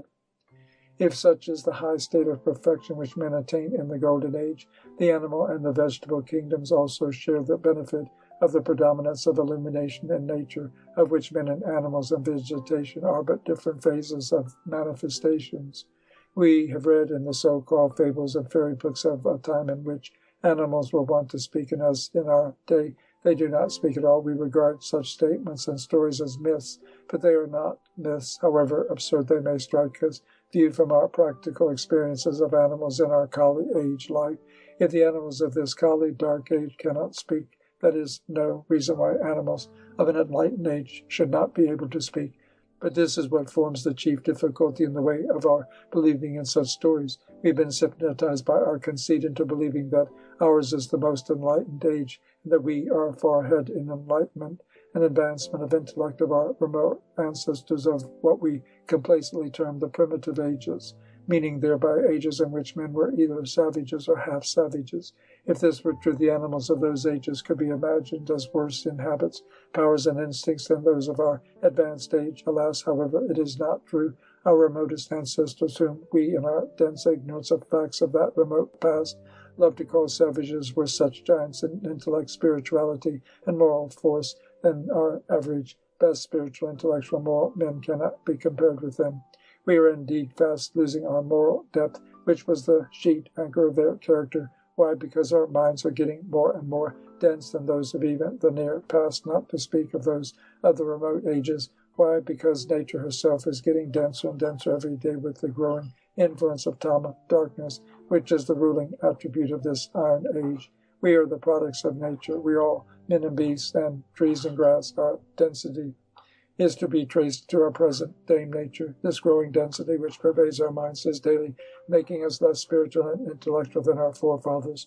No wonder it has affected the body and senses of animals as well. Illuminated nature illuminates animals as well in the Satya Yuga. Animals then have more intelligence, better perception, and keener instincts than now, and share the love spirit of which all earth is full. They talk like man, although not in the same clear and sweet voice as man. They roam about with men and love one another as men do. There are no domestic animals in this part of the Golden Age, for man has no home or house. There are no wild animals, for all animals are tamed by the spirit of harmony within, and without them the cow roams about free, giving milk to whoever will drink it out of her udder. The trees in the Satyat Yuga are large and tall in proportion to the height of men, which is 21 cubits. They are overladen with sweetest and juiciest fruits. All kinds of corn grow wild and abundantly without any tending or cultivation. The whole earth is a natural garden, orchard, and granary for all created beings to enjoy and draw sustenance from when needed. Here I quote a poem written under inspiration after seeing a trance vision of the Golden Age by one of my students, Miss Rose R. Anthon. Palpitating with love like a mother's breast as she views her babe as it sinks to rest, like a million bees throbbing with life, each cell a world in the sighted hive. This was the land I slept to see, the land my dream unfolded to me. Here love did reign, love life did greet, life crowned with love the heart did meet. Here wondrous song the birds did sing, and oh, the echoes the skies did ring, and oh, the peace the heart did know, and oh, the lack of haunting woe. Here man communed with God did hold, the doe ran abreast with the lion bold. The hawk and the dove shared one nest, the lamb and leopard suckled one breast. The tender nurslings, the soft young things, eager their minds like outspread wings. The flowers nodded their faces fair, sunbeams embraced the perfumed air. Little children with nature grew, skies overhead, 'neath feet the dew. The happy youth the maid did woo, free as the stars the moon did view. With joy I beheld in this sweet land, unspoiled was love by sin's hot hand. With knots of guile the heart did bind, no souring doubts disturbed the mind. Here livid hate no place did hold, jackal and calf entered one fold, nor envy's sneer belied the face, nor fiery lust filched beauty's grace, but radiant with peace was every eye, and all unknown was panting sigh. In every heart was love enthroned, and every voice had hope intoned. Such was the land I slept to see, the land my dream unfolded to me. End of section 5. Sections 6 and 7 of Sree Krishna, the Lord of Love, by Baba Premanand Bharati. Section 6. The Silver Age. Thus, during the first quarter of the Golden Age, covering 1,000 divine years, which are equal to 360,000 lunar years, its predominant spirituality sustains itself in its full vigor. The next quarter is almost equally powerful in spirituality, but after the middle is past, a little decline is perceptible, not so much in spirituality as in the outward habits of the people. During this period, the Vedic truths reveal themselves through the mediums of the entranced minds of some of the highly illuminated men. Now, what is a Vedic truth? It is an expression in sound form of one of the inmost laws of nature. Before this period, the Golden Age, people breathe, move, and have their being in these laws.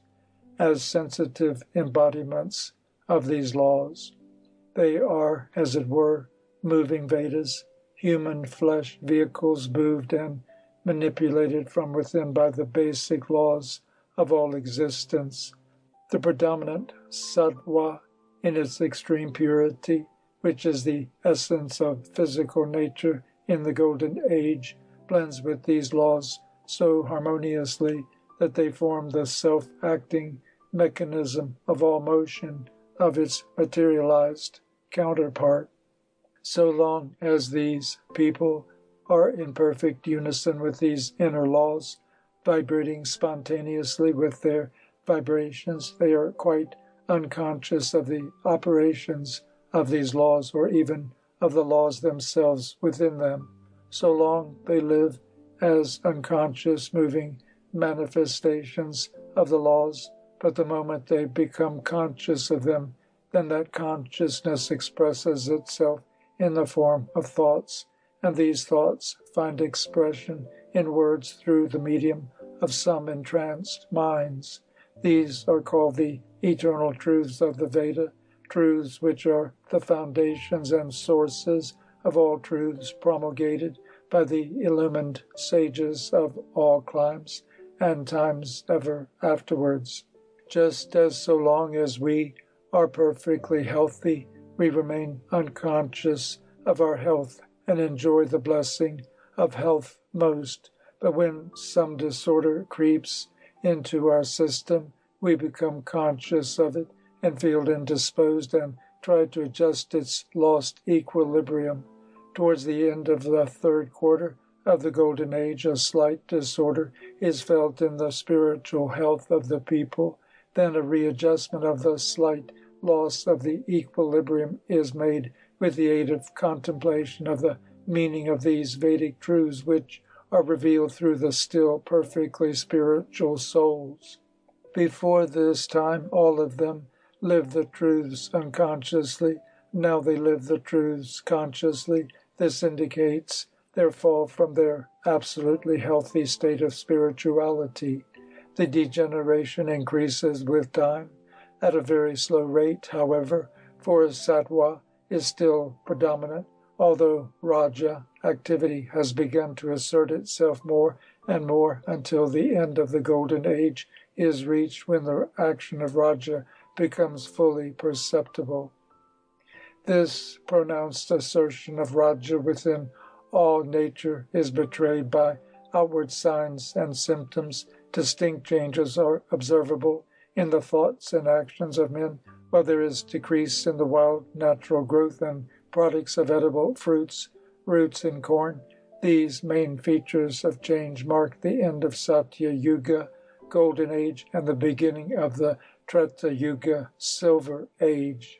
From natural, all-absorbing inward concentration upon the basic principle of the universe, love, and drawing absolute never-failing happiness therefrom, most people now begin to look outwards for happiness, trying to draw it from the enjoyment of material objects.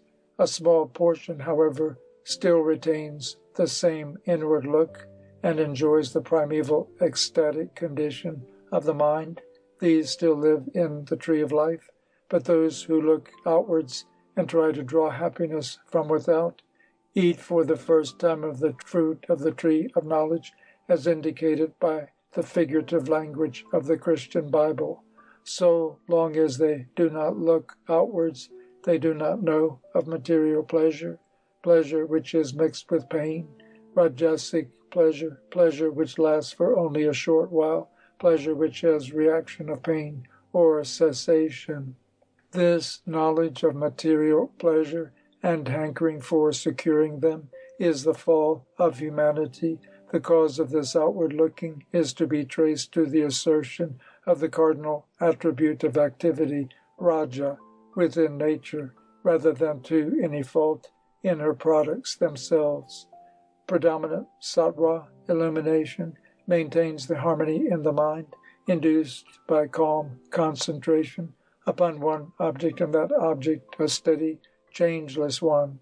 Predominant raja activity destroys this harmony and calmness by making the mind active with thoughts of many objects. This state of activity itself turns the point of the mind's ken outwards and disturbs its harmony. The mind is active only when it has to deal with the impressions of more than one object. When the surface of a mirror is turned towards the sky, it reflects only that one blue sky. When it is turned towards the earth, it reflects many objects. Such is the case with the mirror of the mind. When it is turned inwards to the soul, it reflects its one all-pervading, colorless radiance, and is therefore tranquil and happy. When it is turned outwards, it reflects the many-colored objects, and is disturbed by their conflicting attributes. All through the Golden Age, the mirror of the human mind is kept turned inwards to the soul, and reflects nothing but the soul of things. At the end of that blessed period, the natural assertion of raja turns it outwards to external objects, which at once reflect themselves in it. From this time, people begin to take serious cognizance of their surroundings and privileges, and to think of material enjoyment, to taste material pleasures. Living the natural love life of the Golden Age is living on the fruit of the tree of life. Love alone is life. It is the source of all life. The dawning of the knowledge of material pleasure is eating for the first time of the fruit of the tree of knowledge. material knowledge. The first hankering for it is the persuasive voice of the evil one, called in Sanskrit Maya. Maya means illusion, that which is unsubstantial to the inner sight, yet seems and looks substantial to our outer material sight. Good and evil may be called the equivalents of the two Sanskrit words sat and asat. Good is sat, which means that which exists by itself, which has substance. Evil is asat, which means non-existent, which has no existence, substance of its own. Good is God, love. Evil is that which partakes of or is related to the phases of unsubstantial, changeful manifestations which form the shroud of the only reality, love.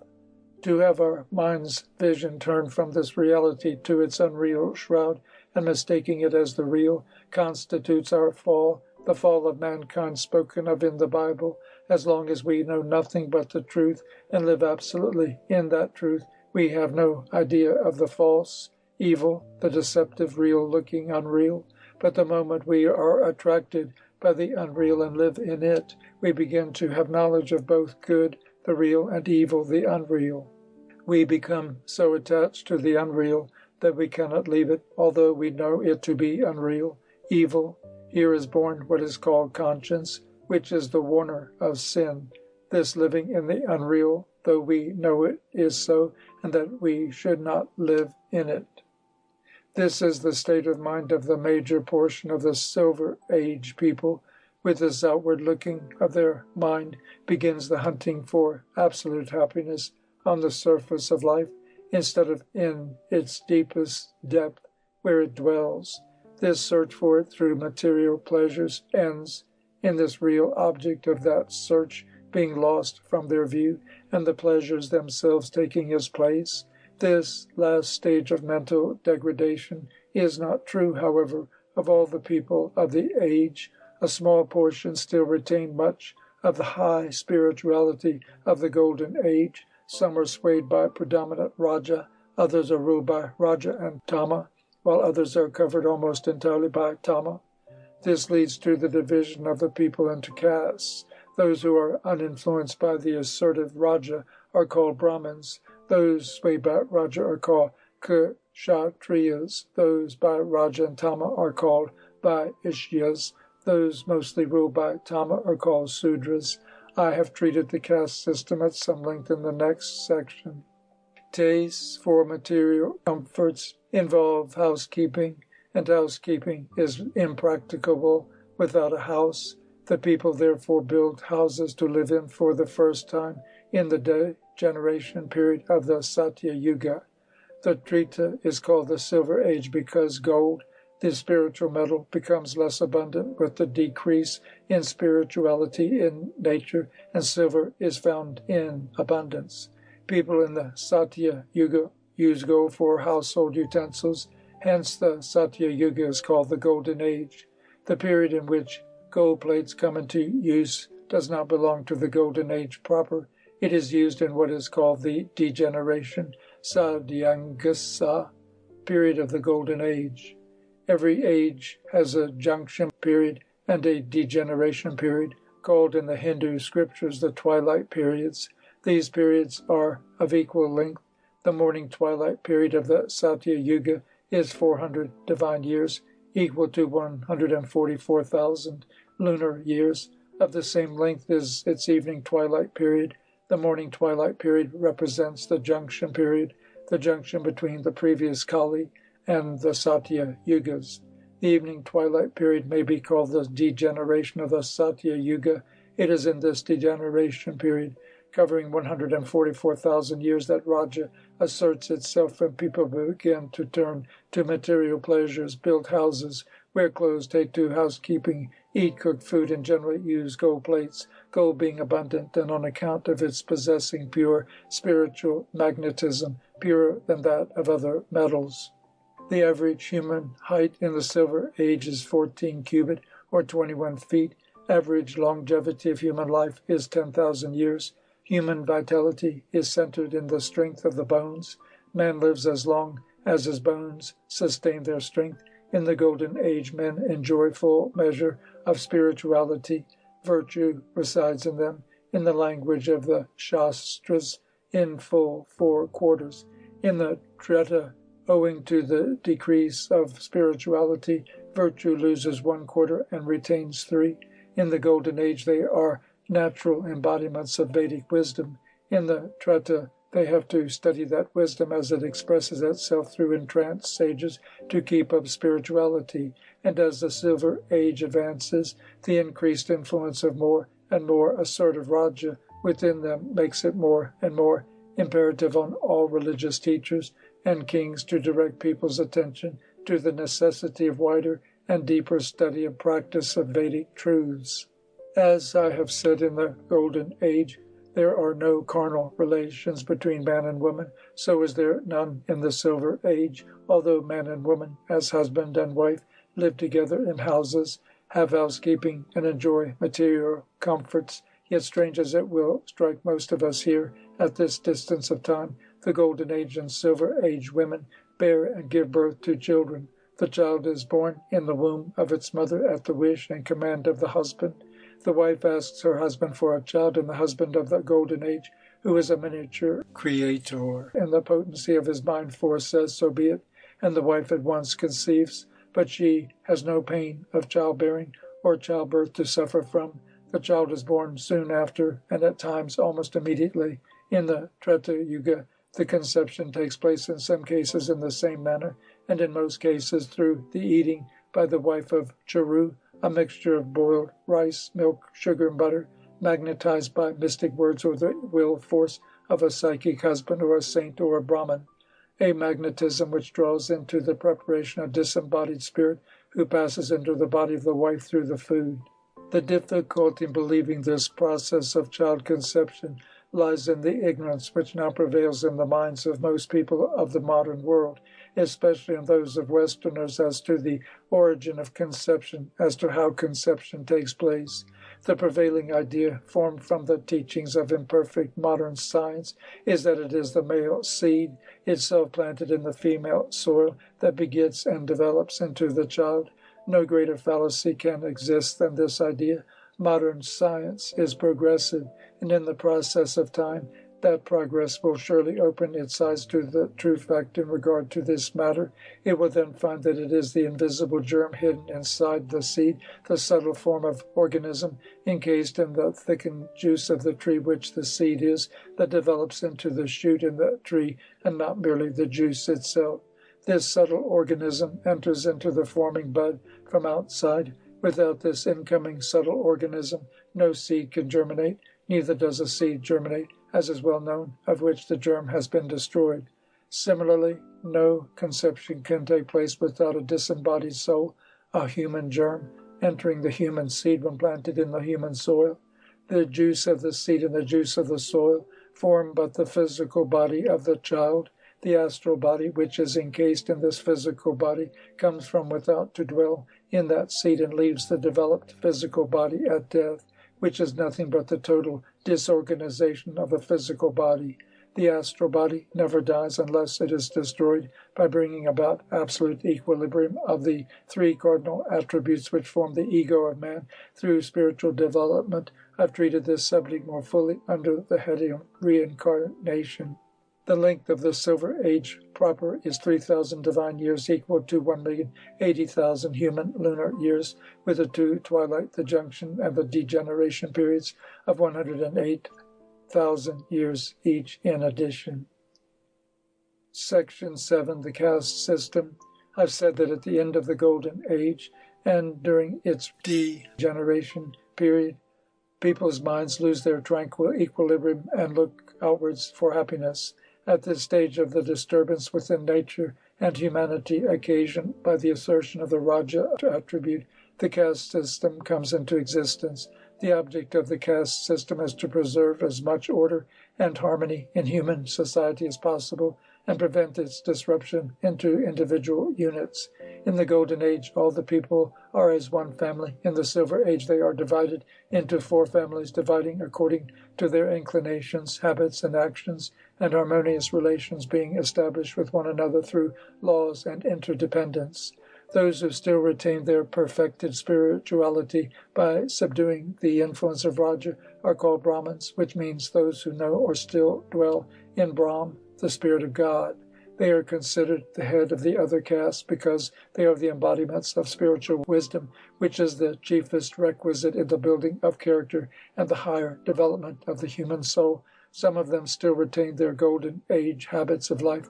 Others clothe themselves with the barks of trees and live on fruits and nuts and roots in the forests. In huts made of tree trunks and leaves, they pass their days and nights in contemplation of the deity, the divine spirit and its laws operating within nature, and inculcate these truths into the minds of the other classes of people. Those who, being unable to subdue the influence of Raja, are swayed by passions and become bold, spirited, and filled with material desires, are called Kshatriyas.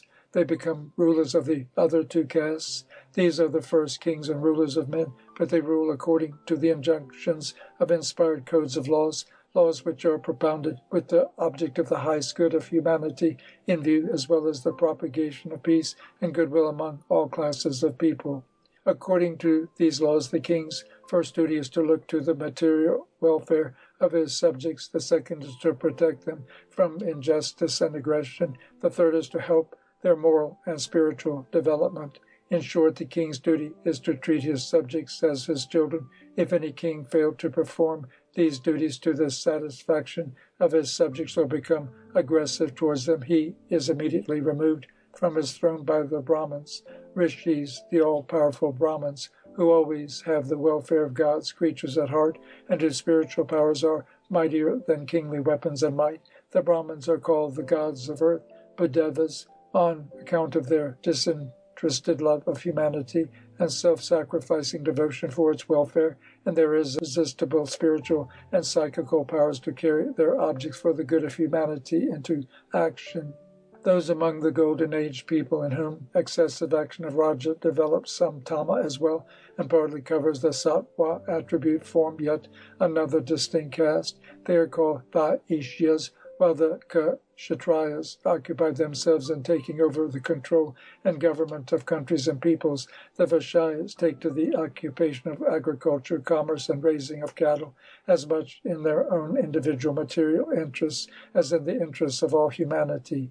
In the Golden Age, owing to the fullness of spirituality within nature, all kinds of grains grow wild and abundant. With the decrease of that spirituality towards its end, these natural products of the earth diminish in quality and quantity, while the growing material instincts in people bring about their larger consumption, thereby creating greater demand for them.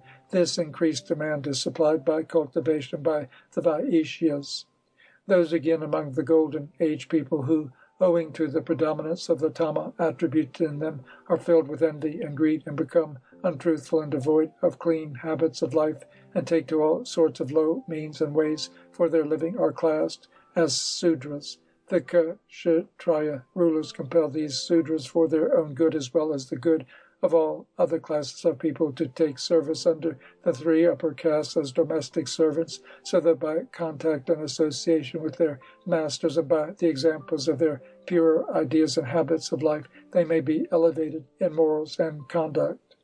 The science and wisdom, which are the foundation of the caste system of the Silver Age people, and which still form the backbone of the degenerate remnants of these primeval people, now known as Hindus, are worthy of study of all civilized mankind of the present day.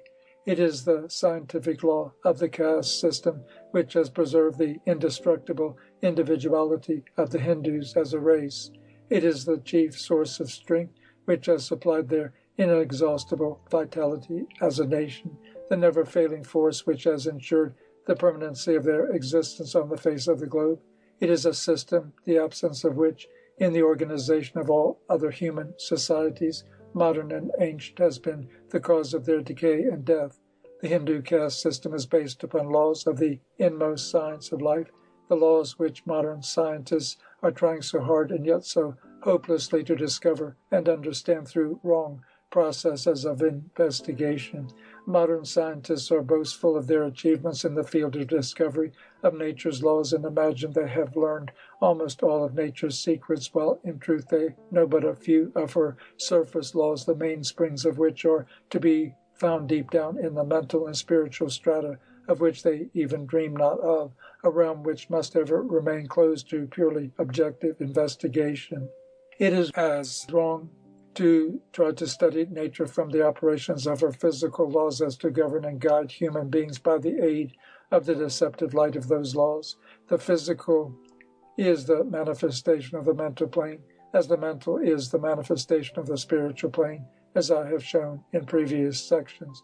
The phenomena of the physical plane of nature are deceptive to the purely physical vision because they are the product of Tama, darkened Raja. Deceptive also are the phenomena of the mental plane, though not as deceptive as those of the physical. To a mental vision, the light of which is not derived from the spiritual plane, the mysterious machine room which alone supplies the life substance and springing of action to the mental and physical planes, the student of physical and mental nature who is not provided with the microscope of spiritual insight is apt almost invariably to read her in both these aspects incorrectly. He should not therefore be considered a safe guide for the healthy and harmonious development of human character, which is but a part and phase of one whole nature called the universe. The laws operating in the deepest depth of nature can only be seen and studied by the illumination of the soul, the radiance of Krishna's body. These, the Brahmins, the portion of the Golden Age people who still retain their high state of spirituality, study and learn and utilize in codifying principles and rules for regulating the daily life of the rest of the people. The conception of the caste system betrays their intimate knowledge of these inner natural laws upon which it is based, and the profound wisdom with which its organization to the minutest details is arranged.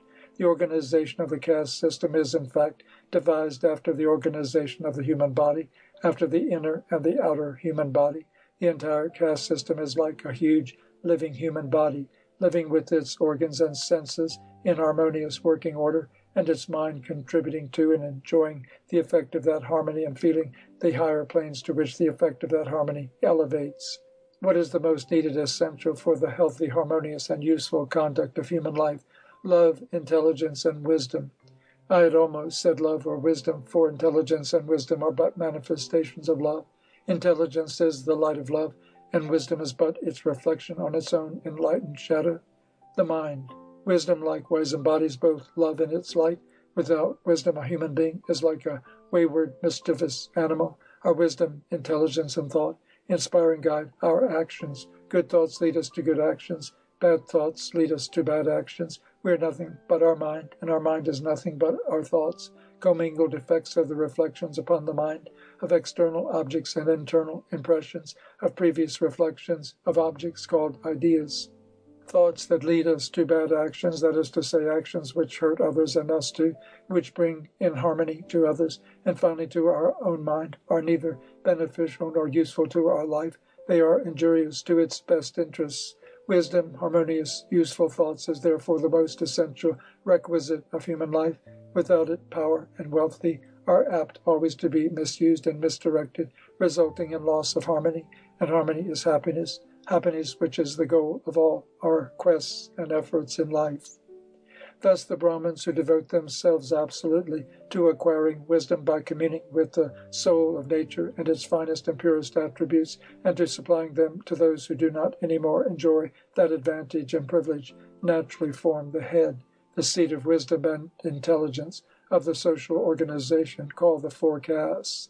The lower three castes are indebted to the Brahmins for wisdom which they receive from them in the form of lessons and codified laws of life which guide their daily existence, just as every one of us is indebted to our intelligence and wisdom for performing the functions of life to our own and our neighbor's benefit.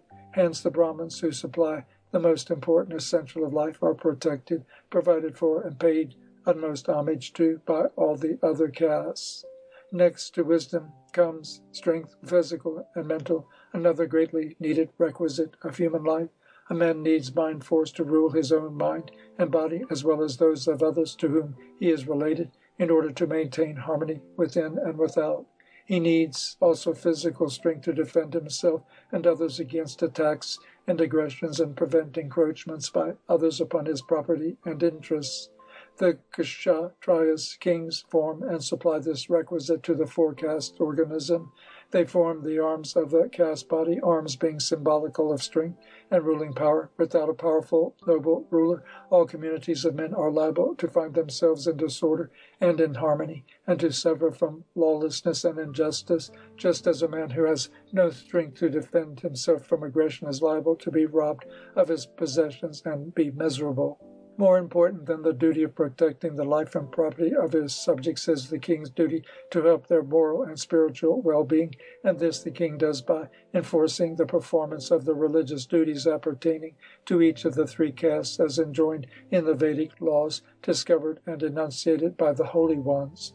Those who do not perform these duties and practices are punished by temporary excommunication, and if still persistent in disobeying the injunctions, by absolute banishment from all societies. These early sages have always held that prevention is better and easier than cure of diseases, physical, mental, or spiritual. Regular spiritual practices performed daily form habits, and spiritual habits cleanse the impurities of the mind, which then becomes fit to reflect the highest spiritual truths, by the light of which man witnesses the unity of all nature, feels the ecstasy of the one essence which pervades it, and stands face to face with his Maker.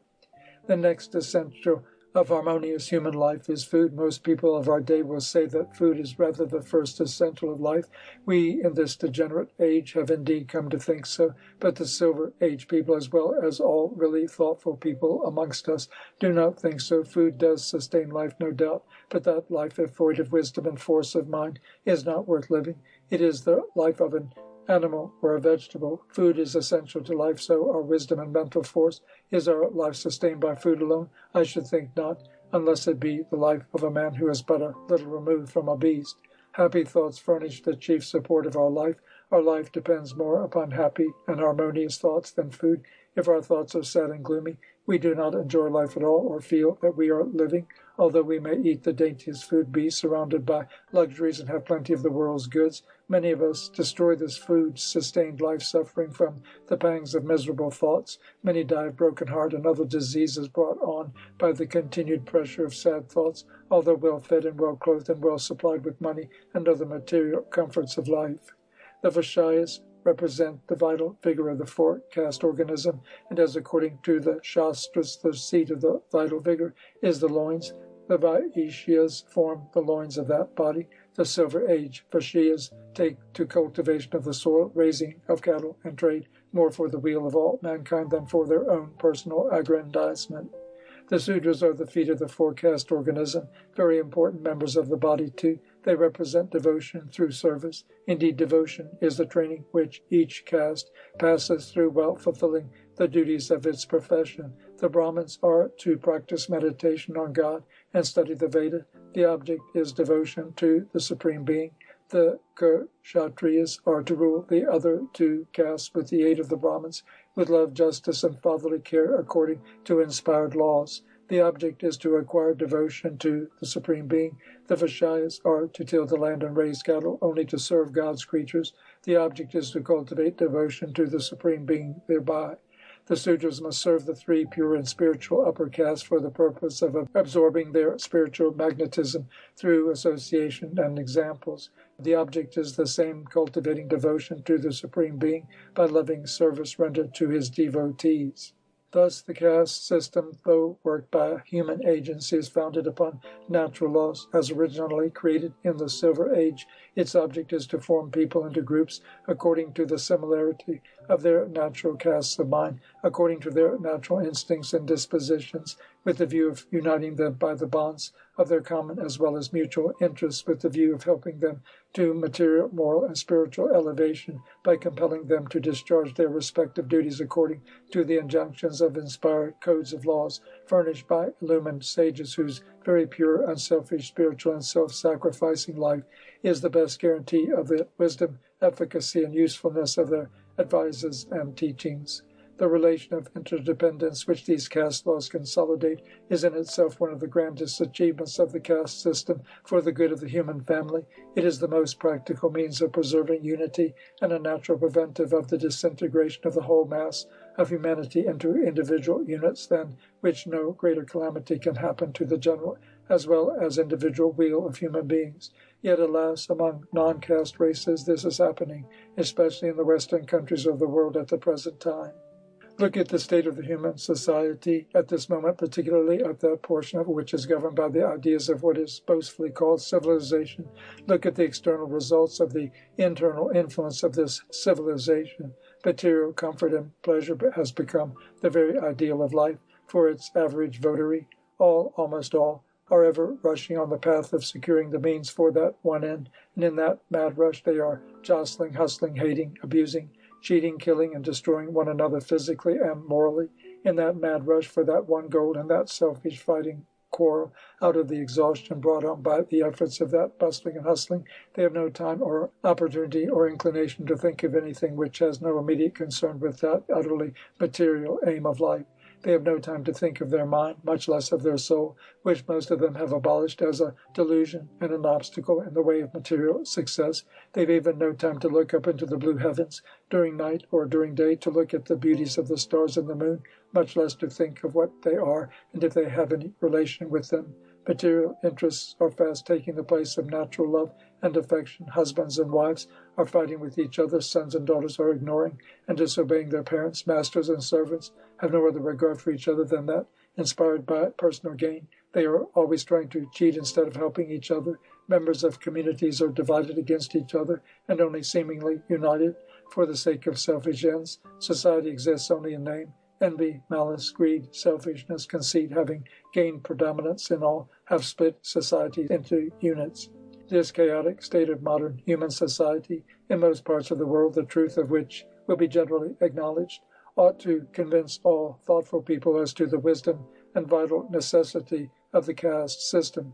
Even now, where the four-caste system still exists, it does serve to keep the communities within its rule as one compact body to a great extent, through the influence of its laws of interdependence and mutual harmonious relations. Thanks to caste, even the degenerating Hindus of today have not yet been split into units. This remnant race, a race which has still retained some of the instincts of the original human family of the Silver Age, is being more and more divided and subdivided, no doubt, at the present day. But these divisions and subdivisions are large, coherent parts linked together into one great whole. The entire race is divided into four castes. The castes are divided into subcastes. The subcastes again into communities. The communities into rural societies. The rural societies into large patriarchal joint families.